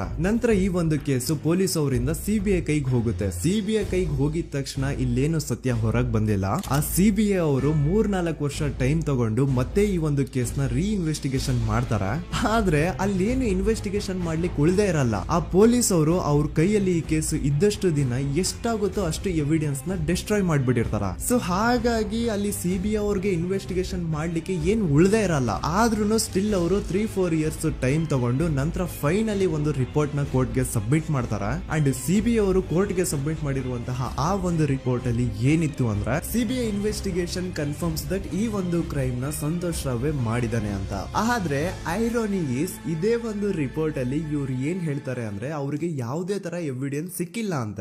ಯಾಕಂದ್ರೆ ಈ ಸೌಜನ್ಯ ಕೇಸ್ ಪೊಲೀಸ್ ಅವ್ರ ಕೈಯಲ್ಲಿ ಇದ್ದಾಗ ಪೊಲೀಸ್ ಅವರು ತಮ್ಮ ನಿರ್ಲಕ್ಷ್ಯದಿಂದ ಎಲ್ಲಾ ಎವಿಡೆನ್ಸ್ ನ ಕಳ್ಕೊಂಡ್ಬಿಟ್ಟಿರ್ತಾರೆ. ಅಂತದ್ರಲ್ಲಿ ಯಾವ ಒಂದು ಆಧಾರದ ಮೇಲೆ ಇವರು ಸಂತೋಷ್ ರಾವ್ ಈ ಕ್ರೈಮ್ ನ ಮಾಡಿದ್ದಾರೆ ಅಂತ ಕ್ವಶನ್ ಮಾಡಿದಾಗ ಸಿಬಿಐ ಅವ್ರ ಕಡೆಯಿಂದ ನೋ ಆನ್ಸರ್. ನೋಡಿ, ಮೊದ್ಲು ಈ ಒಂದು ಕೇಸ್ ನ ಪೊಲೀಸ್ ಅವರು ಇನ್ವೆಸ್ಟಿಗೇಷನ್ ಮಾಡಿ ನಂತರ ಈ ಒಂದು ಕೇಸ್ ಸಿಬಿಐ ಅವ್ರ ಕೈಗೆ ಹೋಗಿ ಅವರು 3-4 ವರ್ಷ ಟೈಮ್ ತಗೊಂಡು ಇನ್ವೆಸ್ಟಿಗೇಷನ್ ಮಾಡಿ ದೆನ್ ಫೈನಲ್ ರಿಪೋರ್ಟ್ ನ ಕೋರ್ಟ್ ಗೆ ಸಬ್ಮಿಟ್ ಮಾಡೋಷ್ಟ್ರಲ್ಲಿ ಸುಮಾರು 5-6 ವರ್ಷ ಕಳೆದು ಹೋಗಿರುತ್ತೆ. ಅಂಡ್ ಸ್ಟಿಲ್ ಈ ಒಂದು ಕೇಸ್ ಅಲ್ಲಿ ಏನೂ ಕನ್ಕ್ಲೂಷನ್ ಸಿಕ್ಕಿರಲ್ಲ. ಎವ್ರಿ ಇಯರ್ ಸೌಜನ್ಯನ ಬರ್ತ್ಡೇ ಇದ್ದಾಗ ಅಥವಾ ತಿಥಿ ಇದ್ದಾಗ ಅವಳನ್ನ ನೆನೆಸ್ಕೊಂಡು ಅವಳ ಹೆಸರಲ್ಲಿ public protest and student protest ನಡೀತಾನೆ ಇರ್ತವೆ. ಸೊ ಒಂದು ದಿನ ಈ ಒಂದು ಪ್ರೊಟೆಸ್ಟ್ ಗಳ ನ್ಯೂಸ್ ಗಿರೀಶ್ ಮುಟ್ಟಣ್ಣನವರ ಗಮನಕ್ಕೆ ಬರುತ್ತೆ. ಯಾರು ಈ ಗಿರೀಶ್ ಮುಟ್ಟಣ್ಣನವರ ಅಂದ್ರೆ ಇವರು very honest X police man. ನೀವು ನಂಬಲ್ಲ, ಇವ್ರು ಪೊಲೀಸ್ ಆಫೀಸರ್ ಇದ್ದಾಗ ಪಬ್ಲಿಕ್ ಅಲ್ಲಿ ಒಬ್ಬ MLA ಹೊಡೆದಿರ್ತಾರ. ಅಷ್ಟೇ ಅಲ್ಲ, ಪೊಲೀಸ್ ಡಿಪಾರ್ಟ್ಮೆಂಟ್ ಅಲ್ಲಿ ಕರಪ್ಷನ್ ಇದೆ, ಕರಪ್ಷನ್ ಇದ್ದಿದ್ ಕಡೆ ನಾನ್ ಇರಲ್ಲ ಅಂತ ಹೇಳ್ಬಿಟ್ಟು ತಮ್ಮ ಪೊಲೀಸ್ ಡ್ಯೂಟಿನ ಬಿಟ್ಬಿಟ್ಟು ಈಗ ಸಮಾಜದಲ್ಲಿ ಏನೇ ಅನ್ಯಾಯ ಆಗಿದ್ರು ಅದ್ರ ಅಗೇನ್ಸ್ಟ್ ವಾಯ್ಸ್ ರೈಸ್ ಮಾಡ್ತಿದಾರ. ಸೊ ಈ ಗಿರೀಶ್ ಮುಟ್ಟಣ್ಣನವರಿಗೆ ಸೌಜನ್ಯ ಕೇಸ್ ಬಗ್ಗೆ ಗೊತ್ತಾದಾಗ ಅವ್ರಿಗೆ ಈ ಕೇಸು ತುಂಬಾನೇ ಕಾಡುತ್ತೆ. ಅಲ್ಲ, ಇಷ್ಟೊಂದು ವರ್ಷಗಳಾಗೋಯ್ತು ಆ ಹುಡುಗಿ ಜೊತೆ ಅನ್ಯಾಯ ಆಗಿ, ಸ್ಟಿಲ್ ಈ ಒಂದು ಕೇಸ್ ನ ಕನ್ಕ್ಲೂಷನ್ ಸಿಕ್ತಿಲ್ವಲ್ಲ, ಏನ್ ನಡೀತಿದೆ ಧರ್ಮಸ್ಥಳದಲ್ಲಿ ಅರ್ಥ ಆಗ್ತಿಲ್ವಲ್ಲ ಅಂತ ಈ ಗಿರೀಶ್ ಅವರು ತಮ್ಮ ಹಳೆ ಪೊಲೀಸ್ ಕಾಂಟ್ಯಾಕ್ಟ್ಸ್ ನ ಯೂಸ್ ಮಾಡ್ಕೊಂಡು ಆ ಸೌಜನ್ಯ ಕೇಸ್ ಫೈಲ್ ನ ಒಂದು ಕಾಪಿನ ತಮ್ಮ ಹತ್ರ ತರಿಸ್ಕೋತಾರ. ಆ ಒಂದು ಕೇಸ್ ಫೈಲ್ ಅಲ್ಲಿ ಸೌಜನ್ಯ ಬಗ್ಗೆ ಅಷ್ಟೇ ಅಲ್ಲದೆ ಸಂತೋಷ್ ರಾವ್ ಬಗ್ಗೆನೂ ಇನ್ಫಾರ್ಮೇಶನ್ ಇರುತ್ತೆ. ಅಂಡ್ ಗಿರೀಶ್ ಅವರು ಸಂತೋಷ್ ಬಗ್ಗೆ ಇರುವಂತಹ ಇನ್ಫಾರ್ಮೇಶನ್ ನೋಡ್ತಾ ಇರ್ಬೇಕಾದ್ರೆ ಅವರು ಒಂದು ವಿಷಯನ ನೋಟಿಸ್ ಮಾಡ್ತಾರ. ಅದೇನಂತಂದ್ರೆ ಪೊಲೀಸ್ ಅವರು ಸಂತೋಷ್ ರಾವ್ನ ಬರೀ ಸೌಜನ್ಯ ಕೇಸಲ್ಲಿ ಒಂದೇ ಫಿಟ್ ಮಾಡಿರಲ್ಲ, ಸೌಜನ್ಯ ಸಾಯೋಕ್ಕಿಂತ 20 ದಿನ ಹಿಂದೆ ಧರ್ಮಸ್ಥಳದಲ್ಲೇ ನಡೆದಿರುವಂತಹ ಒಂದು ಕ್ರೈಮ್ ಅಲ್ಲಿನೂ ಸಹ ಸಂತೋಷ್ ರಾವೇ ಆರೋಪಿ ಅಂತ ಮೆನ್ಷನ್ ಮಾಡಿರ್ತಾರ. ಸೊ ಸೌಜನ್ಯ ಕೇಸ್ ಬಿಟ್ಟು ಆ ಇನ್ನೊಂದು ಕೇಸ್ ಯಾವ್ದು, ಅದಕ್ಕೂ ಸಂತೋಷ್ಗೂ ಏನ್ ಸಂಬಂಧ, ಅದ್ರಲ್ಲಿ ಯಾಕೆ ಸಂತೋಷ್ನ ಪೊಲೀಸ್ ಅವರು ಫಿಟ್ ಮಾಡಿದ್ರು ಅಂತ ಪ್ರತಿಯೊಂದು ಹೇಳ್ತೀನಿ. ಆದ್ರೆ ನಾನಿಲ್ಲಿ ಯಾರ್ದೂನು ರಿಯಲ್ ನೇಮ್ಸ್ ನ ಬಳಸಲ್ಲ. ಯಾಕಂದ್ರೆ ಮುಂದೆ ಕೇಸ್ ಅಲ್ಲಿ ತುಂಬಾ ದೊಡ್ಡ ದೊಡ್ಡ ಪವರ್ಫುಲ್ ವ್ಯಕ್ತಿಗಳ ಹೆಸರುಗಳು ಬರ್ತವೆ. ಅಂಡ್ ನನ್ ವಿಡಿಯೋ ಯೂಟ್ಯೂಬ್ ಇಂದ ಡಿಲೀಟ್ ಆಗೋದು ನನ್ಗೆ ಇಷ್ಟ ಇಲ್ಲ. ಹಾಗಾಗಿ ನಾನಿಲ್ಲಿ ಯಾರ್ದೂನು ರಿಯಲ್ ನೇಮ್ಸ್ ನ ಬಳಸ್ತಿಲ್ಲ. ಬಟ್ ಯಾರ ಬಗ್ಗೆ ಹೇಳ್ತಿದ್ದೀನಿ ಅಂತ ಒಂದ್ ಸ್ವಲ್ಪ ನೀವೇ ಅರ್ಥ ಮಾಡ್ಕೊಳ್ಳಿ. ನೋಡಿ, ಧರ್ಮಸ್ಥಳದಲ್ಲಿ ಮಾಫಿಯಾ ಕೈಂಡ್ ಆಫ್ ನಡೆಸ್ತಿರುವಂತಹ ಒಂದು ವೆರಿ ಪವರ್ಫುಲ್ ಗೌಡ್ರು ಕುಟುಂಬ ಇದೆ. ಇವ್ರ ಹತ್ರ ಬೇಜನ್ ಆಸ್ತಿ, ಬೇಜನ್ ದುಡ್ಡು, ಬೇಜನ್ ಪವರ್, ಬೇಜನ್ ಇನ್ಫ್ಲೂಯೆನ್ಸ್ ಎಲ್ಲಾನು ಇದೆ. ಆ ಊರಲ್ಲಿ ಈ ಗೌಡ್ರು ಕುಟುಂಬದ್ದು ಎಷ್ಟೊಂದು ಕಂಟ್ರೋಲ್ ಇದೆ ಅಂತಂದ್ರೆ ಅವ್ರನ್ನ ಎದುರು ಹಾಕೊಳ್ಳೋರೆ ಯಾರು ಇಲ್ಲ. ಅಂಡ್ ಈ ಒಂದು ಗೌಡ್ರು ಕುಟುಂಬ ಒಂದು ಪ್ರೈವೇಟ್ ಟ್ರಸ್ಟ್ ಹೆಸರಲ್ಲಿ ಒಂದು ವೆರಿ ಪಾಪ್ಯುಲರ್ ದೇವಸ್ಥಾನನ ಸುಮಾರು ವರ್ಷಗಳಿಂದ ತಲೆ ಮಾರುಗಳಿಂದನೂ ನಡ್ಸ್ಕೊಂಡ್ ಬಂದಿರ್ತಾರ. ಅದೇ ಒಂದು ದೇವಸ್ಥಾನದಲ್ಲಿ 60 ವರ್ಷ ವಯಸ್ಸಾಗಿರುವಂತಹ ನಾರಾಯಣ ಅನ್ನೋ ಒಬ್ಬ ವ್ಯಕ್ತಿ ಮಾವುತನಾಗಿ ಕೆಲಸ ಮಾಡ್ತಿರ್ತಾನೆ. ನಾರಾಯಣ ಅವ್ರ ತಂದೆನೂ ಅದೇ ದೇವಸ್ಥಾನದಲ್ಲಿ ಮಾವುತಾಗಿ ಕೆಲಸ ಮಾಡ್ತಾ ಇದ್ರು, ಅವ್ರ ತಂದೆನೂ ಅದೇ ದೇವಸ್ಥಾನದಲ್ಲಿ ಮಾವುತಾಗಿ ಕೆಲಸ ಮಾಡ್ತಾ ಇದ್ರು. ಸೊ ಹೀಗೆ ತಲೆ ಮಾರುಗಳಿಂದ ಮಾವುತಾಗಿನೇ ನಾರಾಯಣನ ಕುಟುಂಬ ಆ ಒಂದು ದೇವಸ್ಥಾನದಲ್ಲಿ ಕೆಲಸ ಮಾಡ್ತಾ ಇರುತ್ತೆ. ಸೊ ಒಮ್ಮೆ ತುಂಬಾ ವರ್ಷಗಳ ಹಿಂದೆ ನಾರಾಯಣ ಅವ್ರ ತಂದೆ ಆ ದೇವಸ್ಥಾನದಲ್ಲಿ ಮಾವುತಾಗಿ ಕೆಲಸ ಮಾಡ್ತಾ ಇರ್ಬೇಕಾದ್ರೆ ಆಗಿನ ದೇವಸ್ಥಾನದ ಧರ್ಮಾಧಿಕಾರಿ ಆ ಮಾವುತನ ಕೆಲ್ಸದ ಮೇಲೆ ಇರುವಂತಹ ನಿಷ್ಠೆ, ಅವನ ನಿಯತ್ತು ಅಂಡ್ ತಲೆಮಾರುಗಳಿಂದ ಅವರು ದೇವಸ್ಥಾನಕ್ಕೆ ಸಲ್ಲಿಸ್ತಿರುವಂತಹ ಸೇವೆನ ಮೆಚ್ಚಿ ಆ ಧರ್ಮಾಧಿಕಾರಿ ಆ ನಾರಾಯಣ ಅವ್ರ ತಂದೆ ಆ ಮಾವುತನಿಗೆ ಒಂದು ಜಮೀನ್ ಕೊಡ್ತಾರೆ ಆಸ್ ಎ ಗಿಫ್ಟ್ ಆಗಿ. ಸೊ ಈಗ ಫ್ಲಾಶ್ ಬ್ಯಾಕ್ ಇಂದ ಒಂದ್ ಸ್ವಲ್ಪ ಮುಂದೆ ಬರುವ 2010-11ರಲ್ಲಿ ಯಾವೊಂದು ಜಮೀನ್ ಆಗಿನ ಧರ್ಮಾಧಿಕಾರಿ ನಾರಾಯಣ ಅವ್ರ ತಂದೆಗೆ ಆಸ್ ಎ ಗಿಫ್ಟ್ ಆಗಿ ಕೊಟ್ಟಿದ್ರು, ಈಗ ನಾರಾಯಣ ಅವ್ರ ತಂದೆ ಸತ್ ಹೋಗಿ ಆ ಒಂದು ಜಮೀನು ನಾರಾಯಣ ಹೆಸರಿಗೆ ಆಗಿರುತ್ತೆ. ಅಂಡ್ ಆಗಷ್ಟೇ ಗೊತ್ತಾಗುತ್ತೆ ಆ ಜಮೀನ ವೆರಿ ಆಪೋಸಿಟ್ ಒಂದು ದೊಡ್ಡ ಹೈವೇ ಬರ್ತಿದೆ ಅಂಡ್ ಅದರಿಂದ ಜಮೀನ ರೇಟು 10 ಪಟ್ಟು ಜಾಸ್ತಿ ಆಗುತ್ತೆ ಅಂತ. ಸೊ ಈ ವಿಷಯ ಗೊತ್ತಾಗಿ ನೋಡಿ ದಾನ ಮಾಡದಂತಹ ಧರ್ಮಾಧಿಕಾರಿ ಅಂತೂ ಸತ್ ಹೋದ್ರು, ಆದ್ರೆ ಅವ್ರ ಮುಂದಿನ ಪೀಳಿಗೆ ಅವ್ರಿಗೆ ಈ ಜಮೀನ್ ಮೇಲೆ ಕಣ್ಬಿದ್ದು ನಾರಾಯಣ ಅವ್ರ ಹತ್ರ ಆ ಜಾಗನ ವಾಪಸ್ ಕೇಳ್ತಾರ. ಆದ್ರೆ ನಾರಾಯಣ ಕೊಡಲ್ಲ. ಇಲ್ಲ ನಾನ್ ಯಾಕೆ ಕೊಡ್ಲಿ, ನಮ್ ತಂದೆಯಿಂದ ಸಿಕ್ಕಿರುವಂತಹ ಜಮೀನ್ ಇದು, ನಮ್ ತಂದೆಯ ಕೊನೆ ಗುರುತು ಇದು ನನ್ನ ಹತ್ರ ಇರೋದು, ಸೊ ಇದನ್ನ ನಾನ್ ಯಾವುದೇ ಕಾರಣಕ್ಕೂ ಬಿಟ್ಕೊಡಲ್ಲ ಅಂತ ಆ ಗೌಡ್ರು ಕುಟುಂಬನ ನಾರಾಯಣ ಎದುರು ಹಾಕೋತಾರ. ಆಗ ಗೌಡ್ರು ಕುಟುಂಬದವ್ರಿಗೆ ಕೋಪ ಬಂದು ಅವ್ರೇನ್ ಮಾಡ್ತಾರೆ ಅಂದ್ರೆ ನಾರಾಯಣ ಮನೆಗೆ ನೀರಿನ ಸಪ್ಲೈ ಇರುತ್ತಲ್ವಾ ಅದನ್ನ ಬಂದ್ ಮಾಡ್ತಾರ, ಎಲೆಕ್ಟ್ರಿಸಿಟಿ ಸಪ್ಲೈನು ಕಟ್ ಆಫ್ ಮಾಡ್ತಾರ, ಊರಲ್ಲಿ ಇರುವಂತಹ ಎಲ್ಲಾ ಚರಂಡಿಗಳನ್ನ ಕ್ಲೀನ್ ಮಾಡಿ ಆ ಕಸ ಏನಿರುತ್ತೋ ಅದನ್ನ ತಂದು ನಾರಾಯಣ ಮನೆ ಮುಂದೆ ಹಾಕ್ತಾರ. ಇಷ್ಟೇ ಅಲ್ಲ, ನಾರಾಯಣ ಅವ್ರ ಹೆಂಡತಿ ಮಕ್ಕಳು ಎಲ್ಲಾದ್ರೂ ಆಚೆ ಹೋಗ್ತಾ ಬರ್ತಾ ಇದ್ರೆ ಅವ್ರನ್ನ ಕೆಟ್ಟದಾಗ ಬೈಯೋದು, ಹೊಡ್ಕೊಳ್ಳೋದು, ಬಡ್ಕೊಳ್ಳೋದೆಲ್ಲ ಮಾಡ್ತಿರ್ತಾರ. ಇಷ್ಟೆಲ್ಲ ಆಗ್ತಾ ಇದ್ರು ಸ್ಟಿಲ್ ನಾರಾಯಣ ಮಾತ್ರ ಆ ಜಾಗನ ಬಿಟ್ಕೊಡಲ್ಲ. ಆ ಜಾಗದಗೋಸ್ಕರ ನೀನ್ ಬೇಕಿದ್ರೆ ಇದನ್ನೆಲ್ಲ ಸಹಿಸ್ಕೊಂಡಿರಪ್ಪ, ನಮ್ ಕೈಲಂತೂ ಆಗಲ್ಲ ಅಂತ ನಾರಾಯಣನ ಹೆಂಡತಿ ಮಕ್ಕಳು ಅವನ್ನ ಬಿಟ್ಟು ಬೇರೆ ಊರಿಗೆ ಹೋಗ್ಬಿಡ್ತಾರ. ಈಗ ಮನೆಯಲ್ಲಿ ನಾರಾಯಣ ಅಂಡ್ 45 ವರ್ಷ ವಯಸ್ಸಿರುವಂತಹ ನಾರಾಯಣ ಅವ್ರ ತಂಗಿ ಯಮುನಾ ಅವ್ರು ಮಾತ್ರ ಇಬ್ರೇ ಇರ್ತಾ ಇದ್ರು. ಸೊ ಒಂದೊಳ್ಳೆ ಅವಕಾಶ ನೋಡ್ಕೊಂಡು 21 ಸೆಪ್ಟೆಂಬರ್ 2012 ಮನೆಯಲ್ಲಿ ನಾರಾಯಣ ಹಾಗೂ ಯಮುನಾ ಇರ್ಬೇಕಾದ್ರೆ ಯಾರೋ ಮನೆ ಒಳಗಡೆ ನುಗ್ಗಿ ನಾರಾಯಣನ್ಗೆ ಹೊಡೆದು ಯಮುನಾಗೂ ಸಹ ಹೊಡೆದು ನಂತರ ಅವಳು ಮಾಡಿ ದೆನ್ ನಾರಾಯಣ ಹಾಗೂ ಯಮುನನ ತಲೆನ ಒಂದು ರುಬ್ಬಗುಂಡಿಂದ ಚಚ್ಚಿ ಸಾಯಿಸ್ಬಿಡ್ತಾರ. ಈ ಕೊಲೆ ಆಗಿದ್ದು ಕಳ್ಳತನಗೋಸ್ಕರ ಅಂತ ಪೊಲೀಸ್ ಅವರು ತಮ್ಮ ರಿಪೋರ್ಟ್ ಅಲ್ಲಿ ಬರೀತಾರ. ಆದ್ರೆ ಪಾಯಿಂಟ್ ಏನ್ ಗೊತ್ತಾ, ಆ ಮನೇಲಿ ಒಂದ್ ಸ್ವಲ್ಪನೂ ಹಣ ಆಗ್ಲಿ ಅಥವಾ ಬಂಗಾರ ಆಗ್ಲಿ ಕಳ್ಳತನ ಆಗಿರಲ್ಲ. ಕಳ್ಳತನ ಆಗಿರೋದು ಕೇವಲ ಆ ಮೇನ್ ರೋಡ್ ಅಲ್ಲಿ ಇದ್ದಂತಹ ಪ್ರಾಪರ್ಟಿ ಪೇಪರ್ಸ್.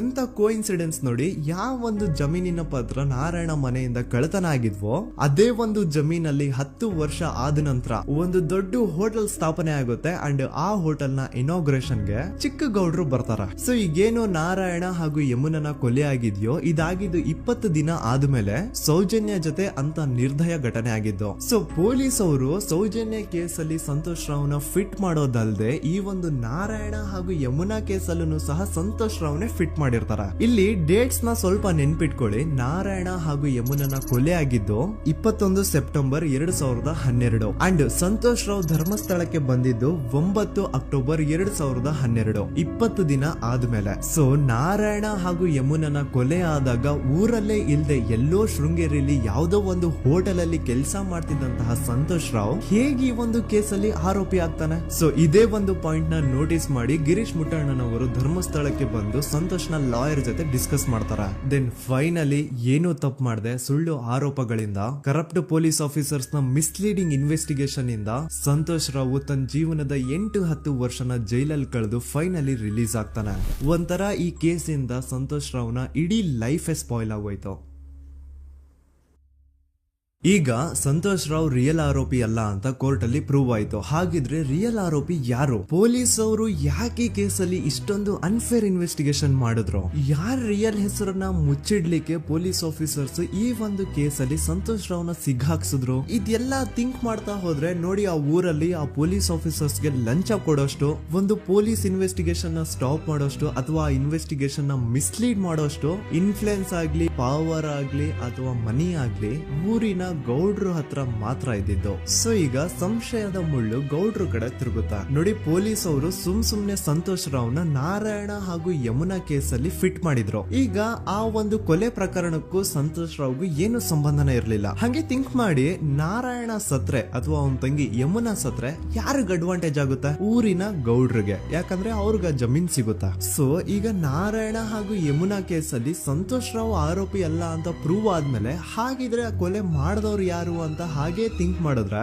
ಗಿರೀಶ್ ಮುಟ್ಟಣ್ಣನವರಿಗೆ ಆ ಊರಿನ ಗೌಡ್ರ ಮೇಲೆ ಡೌಟ್ ಬರುತ್ತೆ. ಅದೇ ಒಂದು ಡೌಟ್ ಅಲ್ಲಿ ಗಿರೀಶ್ ಮುಟ್ಟಣ್ಣನವರು ಮಹೇಶ್ ತಿಮ್ರೊಡ್ಡಿ ಅಂತ ಇನ್ನೊಬ್ರ ಜೊತೆ ಸೇರ್ಕೊಂಡು ಈ ಹಿಂದೆ ಆ ಒಂದು ಊರಲ್ಲಿ ಆ ಧರ್ಮಸ್ಥಳದಲ್ಲಿ ಈ ಊರಿನ ಗೌಡ್ರು ಯಾವ್ದಾವ್ದೆಲ್ಲ ಕ್ರೈಮ್ಗಳು ಮಾಡಿದಾರೆ ಅಂತ ಊರಿನ ಜನರಿಂದ ತಿಳ್ಕೊತಾರ. ನಂತರ ಆ ಊರಿನ ಜನ ಯಾವ್ದಾವ್ದೆಲ್ಲ ಮ್ಯಾಟರ್ಸ್ ಹೇಳಿದ್ರು ಆ ಕೇಸ್ ಫೈಲ್ಸ್ ನೆಲ್ಲ ತಿರುಗಿಸಿ ಮುರುಗಿಸಿ ನೋಡಿದಾಗ ನೀವು ನಂಬಲ್ಲ, ಸೌಜನ್ಯ ಕೇಸ್ ಏನೇನು ಅಲ್ಲ, ಅದಕ್ಕಿಂತ ಭೀಕರ ಕೊಲೆಗಳು ಧರ್ಮಸ್ಥಳದಲ್ಲಿ ಆಗಿವೆ ಅಂಡ್ ಎಲ್ಲಾ ಕೊಲೆಗಳ ಹಿಂದೆ ಗೌಡ್ರು ಕುಟುಂಬದ್ದೇ ಕೈ ಇದೆ ಅಂತ ಎದ್ದು ಕಾಣಿಸುತ್ತೆ. 1977 ವೇದಾವಲ್ಲಿ ಕೇಸ್.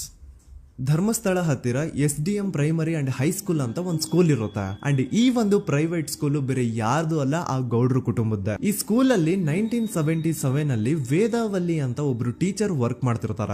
ವೇದಾವಲ್ಲಿ ಆ ಟೀಚರ್ ಜಾಬ್ ಗೆ ತುಂಬಾನೇ ಓವರ್ ಕ್ವಾಲಿಫೈಡ್. ಅವರ ಕ್ವಾಲಿಫಿಕೇಶನ್ಸ್ ನ ಗಮನದಲ್ಲಿ ಇಟ್ಕೊಂಡ್ರೆ ಅವ್ರಿಗೆ HM ಅಥವಾ ಪ್ರಿನ್ಸಿಪಲ್ ನ ಪೋಸ್ಟ್ ಸಿಗ್ಬೇಕು. ಆದ್ರೂ ಸಹ ವೇದಾವಲ್ಲಿ ಆಸ್ ಎ ಟೀಚರ್ ಆಗಿನೇ ಕೆಲಸ ಮಾಡ್ಕೊಂಡು ಹೋಗ್ತಿರ್ತಾರ. ಒಮ್ಮೆ ಏನಾಗುತ್ತೆ, ಸ್ಕೂಲ್ ಅಲ್ಲಿ ಪ್ರಿನ್ಸಿಪಲ್ ನ ಪೋಸ್ಟ್ ಖಾಲಿ ಆಗುತ್ತೆ ಅಂಡ್ ಆ ಒಂದು ಪೋಸ್ಟ್ ಗೆ ಎಲ್ರು ಏನ್ ಅನ್ಕೊಳ್ತಾರೆ, ವೇದಾವಲ್ಲಿನೇ ಸೆಲೆಕ್ಟ್ ಮಾಡೋದು ಅಂತ. ಆದ್ರೆ ವೇದಾವಲ್ಲಿಯ ಕ್ಯಾಸ್ಟ್ ಬೇರೆ ಇದೆ ಅನ್ನೋ ಒಂದೇ ಒಂದು ಕಾರಣಕ್ಕೆ ಆ ಪ್ರಿನ್ಸಿಪಲ್ ನ ಪೋಸ್ಟ್ ವೇದಾವಲ್ಲಿಗೆ ಸಿಗದೆ ಬೇರೆ ಯಾರನ್ನೋ ತಂದು ಕೂರಿಸ್ಬಿಟ್ಟಿರ್ತಾರ. ಇದರಿಂದ ಟೀಚರ್ ವೇದಾವಲ್ಲಿಗೆ ತುಂಬಾ ಕೋಪ ಬಂದು ಅವ್ರ ಸ್ಕೂಲ್ ಮುಂದೆ ಪ್ರೊಟೆಸ್ಟ್ ಮಾಡೋದ್ ಸ್ಟಾರ್ಟ್ ಮಾಡ್ತಾರ ಅಂಡ್ ಈ ವಿಷಯ ಸ್ಕೂಲ್ ನ ಓನರ್ಸ್ ಗೆ ಇಷ್ಟ ಆಗಲ್ಲ. ಸೊ ಅವರು ಆ ಕೋಪನ ಹಾಗೆ ಮನ್ಸಲ್ಲಿ ಇಟ್ಕೊಂಡಿರ್ತಾರ. ಒಮ್ಮೆ ಏನಾಗುತ್ತೆ, ಸ್ಕೂಲ್ ರಜೆ ಇರುತ್ತೆ, ವೇದಾವಲ್ಲಿ ಮನೇಲಿ ಇರ್ತಾರ ಅಂಡ್ ಅವ್ರ ಹಸ್ಬೆಂಡ್ ಡಾಕ್ಟರ್ ಅರಳೆ ಅವ್ರಿಗೆ ಯಾವ್ದೋ ಬೇರೆ ಊರಲ್ಲಿ ಒಂದು ಕಾಲೇಜ್ ಅಲ್ಲಿ ಸೆಮಿನಾರ್ ಏನೋ ಇರುತ್ತೆ. ಸೊ ಅವರು ಅಲ್ಲಿಗೆ ಹೋಗಿರ್ತಾರೆ. ಈಗ ಮನೇಲಿ ಇರೋದು ವೇದಾವಲ್ಲಿ ಒಂದೇ. ಇದೇ ಒಂದು ಅವಕಾಶನ ನೋಡ್ಕೊಂಡು ಯಾರೋ ವೇದಾವಲ್ಲಿ ಅವ್ರ ಮನೆಗ್ ನುಗ್ಗಿ ವೇದಾವಲ್ಲಿಗೆ ಹೊಡೆದು ನಂತರ ಅವ್ರನ್ನ ಜೀವಂತವಾಗಿ ಸುಟ್ಬಿಡ್ತಾರ. ಸ್ವಲ್ಪ ಹೊತ್ತು ನಂತರ ರಾತ್ರಿ ಆಗ್ತಿದ್ದಂಗೆ ಡಾಕ್ಟರ್ ಅರಳೆ ಅವರು ಮನೆಗೆ ವಾಪಸ್ ಬರ್ತಾರೆ ಅಂಡ್ ಮನೆ ಒಳಗಡೆ ಬಂದ್ ನೋಡಿದ್ರ ವೇದಾವಲ್ಲಿ ಅವರು ಸತ್ ಹೋಗಿ ಅವರ ಬಾಡಿ ಸುಟ್ ಹೋಗಿ ನೆಲದ ಮೇಲೆ ಬಿದ್ದಿದೆ. ಹೆಂಡತಿನ ಕಳ್ಕೊಂಡಿರುವಂತಹ ದುಃಖನ ಸೈಡ್ಗೆ ಇಟ್ಟು ಡಾಕ್ಟರ್ ಅರಳೆ ಅವರು ಮೊದ್ಲು ಪೊಲೀಸ್ ಸ್ಟೇಷನ್ ಹೋಗ್ಬಿಟ್ಟು ನಮ್ ಮನೆಗೆ ನಾನು ಇಲ್ದೇ ಇರುವಂತಹ ಸಮಯನ ನೋಡ್ಕೊಂಡು ಯಾರೋ ಮನೆ ಒಳಗಡೆ ನುಗ್ಗಿ ನನ್ನ ಹೆಂಡತಿನ ಹೊಡೆದು ನಂತರ ಅವಳನ್ನ ತುಂಬಾ ಭೀಕರವಾಗಿ ಸಾಯಿಸಿದಾರೆ ಅಂತ ಪೊಲೀಸ್ ಅವ್ರಿಗೆ ರಿಪೋರ್ಟ್ ಕೊಡಕ್ ಹೋದ್ರೆ ಅಲ್ಲಿ ಪೊಲೀಸ್ ಅವರು ಉಲ್ಟಾ ಡಾಕ್ಟರ್ ಅರಳೆ ಮೇಲೆನೆ FIR ಬರ್ದು ನೀನೇ ನಿನ್ ಹೆಂಡತಿನ ಸಾಯಿಸಿದ್ಯಾ, ನಾಟಕ ಮಾಡಬೇಡ ಅಂತ ಅವ್ರನ್ನೇ ಅರೆಸ್ಟ್ ಮಾಡ್ಬಿಡ್ತಾರ. ನಂತರ 2-3 ವರ್ಷ ಜೈಲಲ್ಲೇ ಇದ್ದು ಡಾಕ್ಟರ್ ಅರಳೆ ಅವರು ತಮ್ಮ ಫ್ರೆಂಡ್ಸ್ ಅಂಡ್ ಫ್ಯಾಮಿಲಿ ಮೂಲಕ ಎವಿಡೆನ್ಸ್ ನೆಲ್ಲ ಕಲೆಕ್ಟ್ ಮಾಡಿಸಿ ತಾನ ಕೊಲೆನ ಮಾಡಿಲ್ಲ, ತಾನ್ ತನ್ನ ಹೆಂಡತಿನ ಸಾಯಿಸಿಲ್ಲ ಅಂತ ಕೋರ್ಟ್ ಅಲ್ಲಿ ಪ್ರೂವ್ ಮಾಡ್ಕೊಂಡು ಜೈಲಿಂದ ರಿಲೀಸ್ ಆಗ್ತಾರ. ಸೊ ಈಗ ಡಾಕ್ಟರ್ ಅರಳೆ ಅವರು ಈ ಒಂದು ಕ್ರೈಮ್ ನ ಮಾಡಿಲ್ಲ ಅಂತಂದ್ರೆ ವೇದಾವಲ್ಲಿನ ಅಷ್ಟು ಭೀಕರವಾಗಿ ಸಾಯಿಸಿದವ್ರು ಯಾರು, ಈ ವಿಷಯ ಇವತ್ತಿನವರೆಗೂ ಗೊತ್ತಾಗಿಲ್ಲ. 1986 ಅಲ್ಲಿ ನಡೆದಂತಹ ಪದ್ಮಲತಾ ಕೇಸ್. ಪದ್ಮಲತಾ ಅವ್ರ ತಂದೆ ಕಮ್ಯುನಿಸ್ಟ್ ಪಾರ್ಟಿನ ಲೀಡರ್ ಇರ್ತಾರೆ. ಅವ್ರ ರಿಯಲ್ ನೇಮ್ ಏನು ಅಂತ ನಮಗ್ ಗೊತ್ತಾಗಿಲ್ಲ, ಬಟ್ ಈ ವಿಡಿಯೋದಲ್ಲಿ ಅವ್ರ ಹೆಸರು ಲಕ್ಷ್ಮಣ್ ಅಂತ ಅನ್ಕೊಳ್ಳಿ. ಸೊ ಕಮ್ಯುನಿಸ್ಟ್ ಪಾರ್ಟಿನ ಲೀಡರ್ ಇರುವಂತಹ ಲಕ್ಷ್ಮಣ್ ಅವ್ರಿಗೆ ಊರಲ್ಲಿ ತುಂಬಾನೇ ಸಪೋರ್ಟ್ ಇರುತ್ತೆ, ಊರಿನ ಜನರ ಫೇವ್ರೇಟ್ ಇರ್ತಾರೆ ಇವರು. ಅಂಡ್ ಅದೇ ವರ್ಷ ಅಂದ್ರೆ 1986 ಅಲ್ಲಿ ಪಂಚಾಯತ್ ಎಲೆಕ್ಷನ್ ಬೇರೆ ಇರುತ್ತೆ ಅಂಡ್ ಎಲ್ರಿಗೂ ಗೊತ್ತಿತ್ತು ಲಕ್ಷ್ಮಣೆ ಗೆಲ್ಲೋದು ಅಂತ. ಆ ಪಂಚಾಯತ್ ಎಲೆಕ್ಷನ್ ಅಲ್ಲಿ ಲಕ್ಷ್ಮಣ್ನ ಆಪೋಸಿಟ್ ಗೌಡ್ರಿಗೆ ತುಂಬಾ ಬೇಕಾಗಿರೋರು ಒಬ್ರು ನಿಂತಿರ್ತಾರ ಅಂಡ್ ಅವ್ರಿಗೂ ಗೊತ್ತಿತ್ತು ಎಲೆಕ್ಷನ್ ಏನಾದ್ರು ಆದ್ರೆ ಲಕ್ಷ್ಮಣ ಎಲೆಕ್ಷನ್ ಅಲ್ಲಿ ಗೆಲ್ಲೋದು ಅಂತ. ಸೊ ಎಲ್ಲಿ ಸೋತೋಗ್ಬಿಡ್ತೀವೋ ಅನ್ನೋ ಭಯಕ್ಕೆ ಆ ಗೌಡ್ರು ಕಡೆ ಅವ್ರು ಏನ್ ಮಾಡ್ತಾರೆ, ಲಕ್ಷ್ಮಣ್ನ ಅಪ್ರೋಚ್ ಮಾಡಿ ಮುಚ್ಕೊಂಡು ಈ ಪಂಚಾಯತ್ ಎಲೆಕ್ಷನ್ ಅಲ್ಲಿ ನಿನ್ ನಾಮಿನೇಷನ್ ನ ಕ್ಯಾನ್ಸಲ್ ಮಾಡು ಅಂತ ವಾರ್ನಿಂಗ್ ಕೊಡ್ತಾರ. ಆದ್ರೆ ಲಕ್ಷ್ಮಣ್ ಅವರು ಅಂಜದೆ ನೀವ್ ಏನ್ ಮಾಡ್ತಿರೋ ಮಾಡ್ಕೊಳ್ರಿ, ಆದ್ರೆ ನಾನ್ ಮಾತ್ರ ನಾಮಿನೇಷನ್ ನ ಕ್ಯಾನ್ಸಲ್ ಮಾಡಲ್ಲ ಅಂತ ಆ ಗೌಡ್ರು ಕುಟುಂಬನ ಎದುರು ಹಾಕೋತಾರ. ದೆನ್ ಎಂತ ಕೋಇನ್ಸಿಡೆನ್ಸ್ ನೋಡಿ, ನೆಕ್ಸ್ಟ್ ಡೇನೆ ಲಕ್ಷ್ಮಣ್ ಅವ್ರ ಮಗಳು ಪದ್ಮಲತಾ ಕಿಡ್ನಾಪ್ ಆಗ್ತಾಳ. ಸುಮಾರು 56 ದಿನ ಅವಳನ್ನ ಯಾರೋ ಕಿಡ್ನಾಪ್ ಮಾಡ್ತಾರೆ ಅಂಡ್ ಆ 56 ದಿನ ಡೈಲಿ ಅವಳನ್ನ ಶೋಷಣೆ ಕೂಡ ಮಾಡ್ತಾರ. ನಂತರ 56 ದಿನ ಆದ್ಮೇಲೆ ಪದ್ಮಲತನ ಬಾಡಿ ನೇತ್ರಾವತಿ ನದಿಲಿ ತೇಲ್ತಾ ಸಿಗುತ್ತಾ. ಆಸ್ ಎಕ್ಸ್ಪೆಕ್ಟೆಡ್ ಈ ಕೇಸಲ್ಲೂ ಪೊಲೀಸ್ ಅವ್ರ ಕಡೆಯಿಂದ ಪ್ರಾಪರ್ ಇನ್ವೆಸ್ಟಿಗೇಷನ್ ಆಗಲ್ಲ ಅಂಡ್ ಯಾರ್ ಪದ್ಮಲತನ ಕಿಡ್ನಾಪ್ ಮಾಡಿದ್ರು, ಯಾರು ಅವಳನ್ನ 15 ದಿನವರೆಗೂ ಶೋಷಣೆ ಮಾಡಿ ನಂತರ ಅವಳನ್ನ ಅಷ್ಟು ಭೀಕರವಾಗಿ ಸಾಯಿಸಿದ್ರು ಅಂತ ಇವತ್ತಿನ ದಿನದವರೆಗೂ ಗೊತ್ತಾಗಿಲ್ಲ. ಮತ್ತೆ ನಮಗೆ ಗೊತ್ತಾದದು 22ಕ್ಕೆ ಸ್ಕೂಲ್ ಡೇ 56 ದಿನ ಕಳೆದು ಹೊಳೆಯಲ್ಲಿ ಜನ ಉಂಟು ಎಂದು ಕೇಳಿ ಪೊಲೀಸಿನವರು ಬರುವಾಗ ಬಂದು ಹೇಳುವಾಗ ನಮಗೆ ಗೊತ್ತಾಗ ಅವರು ನನ್ನನ್ನು ಕರ್ಕೊಂಡು ಹೋಗಿ ಅಲ್ಲಿ ಹೋಗಿವೆ. ಇನ್ನೊಂದು ಲಾಸ್ಟ್ ಕೇಸ್ ಇದೆ, ಇದು ಅರ್ಲಿ 2000 ಅಲ್ಲಿ ನಡೆದಿರೋದು. ಇವ್ರದ್ದು ಅಷ್ಟಾಗಿ ಡೀಟೇಲ್ಸ್ ನಾನು ಹೇಳಲ್ಲ, ಜಸ್ಟ್ ಮೇಲ್ ಹೇಳ್ತೀನಿ. 2000 ಇಸ್ವಿಯಲ್ಲಿ ಧರ್ಮಸ್ಥಳದಲ್ಲಿ 2 ಫಿನಾನ್ಸ್ ಬ್ಯಾಂಕ್ ಇರ್ತಾವೆ. ಒಂದು ಅಗೇನ್ ರಿಯಲ್ ನೇಮ್ ತಗೊಳ್ಳೋದು ಬೇಡ, ಲೈಕ್ ಜಸ್ಟ್ ಸಹಕಾರ ಗ್ರಾಮೀಣ ಬ್ಯಾಂಕ್ ಅನ್ಕೊಳ್ಳಿ. ಅಂಡ್ ಇನ್ನೊಂದು ಬಂದ್ಬಿಟ್ಟು SDM ಫೈನಾನ್ಸ್ ಪ್ರೈವೇಟ್ ಲಿಮಿಟೆಡ್. ಈ SDM ಫೈನಾನ್ಸ್ ಪ್ರೈವೇಟ್ ಲಿಮಿಟೆಡ್ ಬಂದು ಗೌಡ್ರು ಕುಟುಂಬ ಅವ್ರಿಗೆ ಸೇರಿದ್ದು. ಆ ಕಡೆ ಇವ್ರ ಆಪೋಸಿಟ್ ಏನದು ಗ್ರಾಮೀಣ ಬ್ಯಾಂಕ್ ಇತ್ತು, ಅದರಲ್ಲಿ ಒಬ್ಬ ಮ್ಯಾನೇಜರು ಬಡವ್ರಿಗೆ ಸಹಾಯ ಆಗ್ಲಿ ರೈತರಿಗೆ ಸಹಾಯ ಆಗ್ಲಿ ಅಂತ ತುಂಬಾ ಕಡಿಮೆ ಬಡ್ಡಿಗೆ ಲೋನ್ ಕೊಡ್ತಿರ್ತಾನೆ. ಇದರಿಂದಾಗಿ ಧರ್ಮಸ್ಥಳದಲ್ಲಿ ಆಲ್ಮೋಸ್ಟ್ ಎಲ್ಲಾ ಕಸ್ಟಮರ್ಸ್ ಆ ಗ್ರಾಮೀಣ ಬ್ಯಾಂಕ್ ಕಡೆಗೆ ಹೋಗ್ತಿರ್ತಾರ. SDM ಫೈನಾನ್ಸ್ ಪ್ರೈವೇಟ್ ಲಿಮಿಟೆಡ್ ಕಡೆಗೆ ಯಾರು ಬರ್ತಿರಲ್ಲ. ಇದರಿಂದ ಗೌಡ್ರಿಗೆ ಲಾಸ್ ಆಗ್ತಿರುತ್ತಾ. ಸೊ ಅವ್ರೇನ್ ಮಾಡ್ತಾರೆ, ಆ ಗ್ರಾಮೀಣ ಬ್ಯಾಂಕ್ ನ ಮ್ಯಾನೇಜರ್ ಏನಿದ್ನೋ ಅವನ್ಗೆ ಒಂದು ಸ್ವೀಟ್ ವಾರ್ನಿಂಗ್ ಕೊಡ್ತಾರ. ಮುಚ್ಕೊಂಡು ಇನ್ಮೇಲೆ ಇಂದ ನಿನ್ ಲೋನ್ಸ್ ಕೊಡೋದನ್ನ ನಿಲ್ಸ್ಬಿಡು. ಇನ್ ಕೇಸ್ ಲೋನ್ ಕೊಟ್ರು ನಾವ್ ಯಾವ ಇಂಟ್ರೆಸ್ಟ್ ರೇಟ್ ಗೆ ಲೋನ್ ನ ಕೊಡ್ತಾ ಇದೀವೋ ಅದೇ ರೇಟ್ ಗೆ ನೀನು ಕೊಡುವ ಅಂತ ಫೋರ್ಸ್ ಮಾಡ್ತಾರ. ಆದ್ರೆ ಆ ಗ್ರಾಮೀಣ ಬ್ಯಾಂಕ್ ನ ಮ್ಯಾನೇಜರ್ ಇದ್ಯಾವುದನ್ನು ಕಿವಿಗೆ ಹಾಕೊಳ್ಳಾರ್ದೆ ಅವನ್ ಕೆಲಸ ಅವ್ನ್ ಮಾಡ್ಕೊಂಡು ಹೋಗ್ತಾನ. ದೆನ್ ಸಡನ್ಲಿ ಒಂದು ದಿನ ಬ್ಯಾಂಕ್ ಮ್ಯಾನೇಜರ್ ನ ಹೆಂಡತಿನ ಮನೆ ಒಳಗಡೆನೆ ನುಗ್ಗಿ ಯಾರು ಮಾಡಿ ತುಂಬಾ ಭೀಕರವಾಗಿ ಸಾಯಿಸ್ಬಿಡ್ತಾರ. ಇದರ ರಿಗಾರ್ಡಿಂಗ್ ಆ ಬ್ಯಾಂಕ್ ಮ್ಯಾನೇಜರ್ ಪೊಲೀಸ್ ಸ್ಟೇಷನ್ ಅಲ್ಲಿ ಕಂಪ್ಲೇಂಟ್ ಕೊಡಕ್ ಹೋದ್ರೆ ಪೊಲೀಸ್ ಅವರು ಉಲ್ಟಾ ಆ ಬ್ಯಾಂಕ್ ಮ್ಯಾನೇಜರ್ ಹೆಸರಲ್ಲೇ FIR ಬರ್ದು ನೀನೇ ನಿನ್ ಹೆಂಡತಿನ ಸಾಯಿಸಿದ್ಯಾ ಅಂತ ಅವನ್ನೇ ಅರೆಸ್ಟ್ ಮಾಡ್ಬಿಡ್ತಾರ. ನಂತರ 1-2-3 ವರ್ಷ ಆ ಬ್ಯಾಂಕ್ ಮ್ಯಾನೇಜರ್ ಜೈಲಲ್ಲಿ ಇರ್ತಾನೆ. ಅದಾದ್ಮೇಲೆ ಅವನ ಕ್ರೈಮ್ ನ ಮಾಡಿಲ್ಲ ಅಂತ ಕೋರ್ಟ್ ಅಲ್ಲಿ ಪ್ರೂವ್ ಆಗುತ್ತೆ. ಆದ್ರೆ ರಿಯಲ್ ಕ್ರೈಮ್ ಮಾಡಿದವರು ಯಾರು ಅಂತ still it's A question mark. And ಇನ್ನೊಂದು ನಾರಾಯಣ ಅಂಡ್ ಯಮುನಾ ಕೇಸ್ ಬಗ್ಗೆ ಅಂತೂ ನಾನು ಆಗ್ಲೇ ನಿಮ್ಗೆ ಎಕ್ಸ್ಪ್ಲೇನ್ ಮಾಡಿದೆ. ಸೊ ಎಂತ ಕೋ ಇನ್ಸಿಡೆಂಟ್ಸ್ ಗಳು ನೋಡಿ, ಯಾರೆಲ್ಲ ಆ ಧರ್ಮಸ್ಥಳದಲ್ಲಿ ಗೌಡ್ರು ಕುಟುಂಬನ ಎದುರಾಕೊಂಡಿದಾರೋ ಅವ್ರ ಜೀವನದಲ್ಲಿ ಏನೋ ಒಂದು ತುಂಬಾ ದೊಡ್ಡ ದುರಂತ ನಡೆದು ಹೋಗುತ್ತಾ. ಅಂಡ್ ಸರ್ಪ್ರೈಸಿಂಗ್ಲಿ ಅವ್ರ ಕೇಸಲ್ಲಿ ಪೊಲೀಸ್ ಅವ್ರ ಕಡೆಯಿಂದ ಪ್ರಾಪರ್ ಇನ್ವೆಸ್ಟಿಗೇಷನ್ ಆಗಲ್ಲ. ಅಂಡ್ ಯಾರ ಕ್ರೈಮ್ ನ ಮಾಡಿದ್ರು ಅಂತ ಯಾವತ್ತೂ ಹೊರಗ್ ಬರೋದೇ ಇಲ್ಲ. ಸೊ ಈ ಗೌಡ್ರು ಕುಟುಂಬದವರು ಧರ್ಮಸ್ಥಳದಲ್ಲಿ ಬೇಜನ್ ಕರ್ಮಕಾಂಡಗಳನ್ನ ಮಾಡಿದ್ದಾರೆ. ಅಂಡ್ ಅವ್ರ ಪವರ್ ಅಂಡ್ ಅವ್ರಿಗಿರುವಂತಹ ಇನ್ಫ್ಲೂಯೆನ್ಸ್ ಇಂದ ಆ ಎಲ್ಲಾ ಕೇಸ್ ನ ಮುಚ್ಚಾಕಿದ್ದಾರೆ ಅಂತ ಮಹೇಶ್ ಹಾಗೂ ಗಿರೀಶ್ ಮುಟ್ಟಣ್ಣನವರ ಹೇಳಿಕೆ ಆಗಿದೆ. ಸೊ ಗೌಡ್ರು ಫ್ಯಾಮಿಲಿನ ಟ್ರ್ಯಾಕ್ ರೆಕಾರ್ಡ್ ನೋಡಿದ್ರೆ ಧರ್ಮಸ್ಥಳದಲ್ಲಿ ಒಂದು ಹುಡುಗಿನ ರೇಪ್ ಅಂಡ್ ಮರ್ಡರ್ ಮಾಡಿ ದೆನ್ ಪೊಲೀಸ್ ಅವ್ರಿಗೆ ಲಂಚ ಕೊಟ್ಟು ಇನ್ವೆಸ್ಟಿಗೇಷನ್ ನ ಮಿಸ್ಲೀಡ್ ಮಾಡೋಷ್ಟು ಪವರ್ ಇನ್ಫ್ಲೂಯೆನ್ಸ್ ಈ ಗೌಡ್ರು ಕುಟುಂಬಕ್ಕೆ ಮಾತ್ರ ಇರೋದು. ಈಗ ಸಂತೋಷ್ ರಾವ್ ಅಂತೂ ಸೌಜನ್ಯ ಕೇಸಲ್ಲಿ ಆರೋಪಿ ಅಲ್ಲ ಅಂತ ಪ್ರೂವ್ ಆಯ್ತು. ಹಾಗಿದ್ರೆ ರಿಯಲ್ ಆರೋಪಿ ಯಾರು? ನೆನಪು ಮಾಡ್ಕೊಳ್ಳಿ, 11 ಅಕ್ಟೋಬರ್ 2012 ಸಂಜೆ 5 ಗಂಟೆ ಹಾಗೆ ಬಾಹುಬಲಿ ಬೆಟ್ಟದಲ್ಲಿ ಸಂತೋಷ್ ರಾವ್ ತನ್ನ ಪಾಡಿಗೆ ತಾನು ಸೀನರೀಸ್ ನ ಎಂಜಾಯ್ ಮಾಡ್ಕೊಂಡು ಸುಮ್ನೆ ಕೂತಿರ್ಬೇಕಾದ್ರೆ ಅವನ ಹತ್ರ 5 ಜನ ಕಿಡಿಗೇಡಿಗಳು ಬಂದು ಜಗಳ ತೆಗಿತಾರ. ಆ 5 ಜನ ಕಿಡಿಗೇಡಿಗಳು ಯಾರು ಅಂತ ನಾನು ಇಲ್ಲಿವರೆಗೂ ನಿಮ್ಗೆ ಹೇಳಿಲ್ಲ. ಸೊ ಅವರು ಬೇರೆ ಯಾರು ಅಲ್ಲ, ಚಿಕ್ಕ ಗೌಡ್ರು ಮಗ ನಿಶಾಂತ್ ಜೈನ್ ನ ವೆರಿ ಕ್ಲೋಸ್ ಫ್ರೆಂಡ್ಸ್. ಅವ್ರು ದಣಿ ಮಾಡಿರುವಂತಹ ಕ್ರೈಮ್ ಅಲ್ಲಿ ಬೇರೆ ಯಾರಾದ್ರೂ ಸಿಗಿಸ್ಬೇಕಲ್ಲ ಅಂತ ಇವ್ರು ಬಕ್ರ ಹುಡುಕ್ತಾ ಇರ್ಬೇಕಾದ್ರೆ ಆಗ ಇವ್ರಿಗೆ ಸಿಗೋದೆ ಸಂತೋಷ್ ರಾವ್. ಅಗೇನ್ ಇನ್ನೊಂದು ಎಂತ ಕೋಇನ್ಸಿಡೆನ್ಸ್ ನೋಡಿ, ಸಂತೋಷ್ ರಾವ್ ಸೌಜನ್ಯ ಕೇಸಲ್ಲಿ ಅರೆಸ್ಟ್ ಆದ ನಂತರ ಚಿಕ್ಕ ಗೌಡ್ರು ಮಗ ನಿಶಾಂತ್ ಜೈನ್ ದೇಶನೇ ಬಿಟ್ಟು ಹೋಗ್ಬಿಡ್ತಾನ. ಈ ಕೇಸಲ್ಲಿ ಚಿಕ್ಕ ಗೌಡ್ರು ಮಗ ಇನ್ವಾಲ್ವ್ಮೆಂಟ್ ಇದೆ ಅಂತ ಯಾರಿಗೂ ಡೌಟೇ ಬರ್ತಾ ಇರ್ಲಿಲ್ಲ. ಡೌಟ್ ಯಾವಾಗ ಬಂತು ಅಂದ್ರೆ ಆ 5 ಜನ ಕಿಡಿಗೇಡಿಗಳು ಯಾರು ಸಂತೋಷ್ನ ಈ ಒಂದು ಕೇಸಲ್ಲಿ ಸಿಗಾಕ್ಸಿದ್ರು ಆ 5 ಜನರಲ್ಲಿ ಒಬ್ಬ ರವಿ ಪೂಜಾರಿ ಅಂತಾನು ಇರ್ತಾನೆ. ಅವನ್ಗೆ ತಾನು ತಪ್ಪು ಮಾಡಿದೀನಿ ಅಂತ ಗಿಲ್ಟ್ ಕಾಡುತ್ತೋ ಅಥವಾ ಬೇರೆ ಏನೋ ಗೊತ್ತಿಲ್ಲ, ಆದ್ರೆ ಅವನೇ ಸ್ವತಃ ಪೊಲೀಸ್ ಅವ್ರ ಹತ್ರ ಹೋಗ್ಬಿಟ್ಟು ಸೌಜನ್ಯ ಕೇಸಲ್ಲಿ ನಿಜವಾದ ಆರೋಪಿ ಸಂತೋಷ್ ಅಲ್ಲ ಕಂಡ್ರು, ಅವನ್ನ ಸುಮ್ನೆ ಸಿಗಾಕ್ಸಿರೋದಷ್ಟೇ, ನಿಜವಾದ ಆರೋಪಿಗಳು ಚಿಕ್ಕ ಗೌಡ್ರು ಮಗ ನಿಶಾಂತ್ ಜೈನ್ ಅಂಡ್ ಅವನ್ ಫ್ರೆಂಡ್ಸ್ ಸೂರಜ್, ಕಿರಣ್ ಅಂಡ್ ಕಣ್ಮಣಿ ಅಂತ. ಈ ಎಲ್ಲಾ ವಿಷಯನ ರವಿ ಪೂಜಾರಿ ಪೊಲೀಸ್ ಅವ್ರಿಗೆ ತಿಳಿಸ್ತಾನೆ. ಅಗೇನ್ ಎಂತ ಒಂದು ಕೋಇನ್ಸಿಡೆನ್ಸ್ ನೋಡಿ, ಈ ವಿಷಯಗಳನ್ನ ಊರಿನ ಜನರು ಮುಂದೆ ಹೇಳಿದಂತಹ ರವಿ ಪೂಜಾರಿ ಆಕಸ್ಮಿಕವಾಗಿ ಸತ್ತು ಹೋಗ್ಬಿಡ್ತಾನೆ. ಇವನು ಹೇಳಿದ್ದು ನಿಜ ಅಂತ ಜನರಿಗೆ ಯಾವಾಗ ಕನ್ಫರ್ಮ್ ಆಗುತ್ತೆ ಅಂದ್ರೆ ಸೌಜನ್ಯಗೆ ತುಂಬಾ ಹತ್ರವಾದವ್ರು ಒಬ್ರು ಯಶೋಧ ಅನ್ನೋರು ಕೋರ್ಟ್ ಅಲ್ಲಿ ಬಂದ್ಬಿಟ್ಟು ಸೌಜನ್ಯ ಕೊಲೆ ಆಗಿದ್ದ ದಿನ ಆ ಒಂದು ಸ್ಪಾಟ್ ಅಲ್ಲಿ ನಾನು ಈ 3 ಜನರನ್ನ ನೋಡಿದ್ದೆ ಅಂತ ಸಾಕ್ಷಿ ಹೇಳ್ತಾರ. ಈಗ ಎಲ್ಲಾ ಡಾಟ್ಸ್ ನ ಕನೆಕ್ಟ್ ಮಾಡ್ತಾ ಹೋದ್ರೆ ಸೌಜನ್ಯ ಕೇಸ್ ಒಂದೇ ಅಲ್ಲ, ನಾರಾಯಣ ಹಾಗೂ ಯಮುನಾ ಕೇಸಲ್ಲೂ, ವೇದವಲ್ಲಿ ಕೇಸಲ್ಲೂ, ಆ ಬ್ಯಾಂಕ್ ಮ್ಯಾನೇಜರ್ ನ ಕೇಸಲ್ಲೂ ಹಾಗೂ ಪದ್ಮಲತಾ ಕೇಸಲ್ಲೂ ಸೀದಾ ಡೈರೆಕ್ಟ್ ಡೌಟ್ ಬರೋದೆ ಊರಿನ ಗೌಡ್ರ ಮೇಲೆ. I really want to appreciate Kudla rampage YouTube channel, third eye YouTube channel, Girish ಮುಟ್ಟಣ್ಣನವರು ಸರ್ ಹಾಗೂ ಮಹೇಶ್ ಅವರು ಅಂಡ್ ಆಲ್ ಅದರ್ಸ್. ಇವರ ಕಾನ್ಸ್ಟೆಂಟ್ ಎಫರ್ಟ್ಸ್ ಇಂದಾನೆ ಸತ್ಯ ಏನಂತ 1 by 1 ಹೊರಗೆ ಬರ್ತಿದೆ and they are trying their level best to catch real criminals. At present Soujanya case ಬಗ್ಗೆ ಅಪ್ಡೇಟ್ ಏನು ಅಂತಂದ್ರೆ ಹೈಕೋರ್ಟ್ ವರೆಗೂ ಈ ಒಂದು ಕೇಸ್ ಹೋಗಿದೆ ಅಂಡ್ ಈ ಕೇಸ್ ಅಲ್ಲಿ ಈಗ ಇನ್ನೊಮ್ಮೆ ಮತ್ತೆ ಫ್ರೆಶ್ ಆಗಿ ರೀಇನ್ವೆಸ್ಟಿಗೇಷನ್ ಸ್ಟಾರ್ಟ್ ಆಗಬೇಕು ಅಂತ ಹೋರಾಟ ನಡೀತಿದೆ. ಸದುತ ಪ್ರಜೆಗಳೇ, ಇದಾಗಿತ್ತು ಸೌಜನ್ಯ ಕೇಸ್ ಬಗ್ಗೆ ನಮ್ಮ ಒಂದು ಡೀಟೇಲ್ಡ್ ವಿಡಿಯೋ. ಈ ವಿಡಿಯೋದಲ್ಲಿ ನನ್ನಿಂದ ಎಲ್ಲಾದ್ರೂ ಏನಾದ್ರೂ ಚಿಕ್ಕ ಪುಟ್ಟ ಇನ್ಫಾರ್ಮೇಶನ್ ಮಿಸ್ ಆಗಿದ್ರೆ ಅಥವಾ ಮಿಸ್ಟೇಕ್ ಆಗಿದ್ರೆ ಅದನ್ನ ದಯವಿಟ್ಟು ಕಮೆಂಟ್ ಸೆಕ್ಷನ್ ಅಲ್ಲಿ ಹೈಲೈಟ್ ಮಾಡಿ. ಈ ವಿಡಿಯೋ ಯಾವಾಗ ಯೂಟ್ಯೂಬ್ ಇಂದ ಡಿಲೀಟ್ ಆಗುತ್ತೋ ನನ್ಗಂತೂ ಗೊತ್ತಿಲ್ಲ. ಸೊ ಪ್ಲೀಸ್ ಆದಷ್ಟು ಬೇಗ ಇದನ್ನ ಎಲ್ಲಾ ಕಡೆ ಶೇರ್ ಮಾಡಿ. ಓಕೆ ಪ್ರಜೆಗಳೇ, ಇವತ್ತಿಗಿಷ್ಟು ಸಾಕು ಅನ್ಕೊಳ್ತೀನಿ. ನಾನು ನಿಮ್ಮ ದೂತ ಸಮೀರ್ MD. ಮತ್ತೆ ಸಿಗ್ತೀನಿ ನೆಕ್ಸ್ಟ್ ವಿಡಿಯೋದಲ್ಲಿ.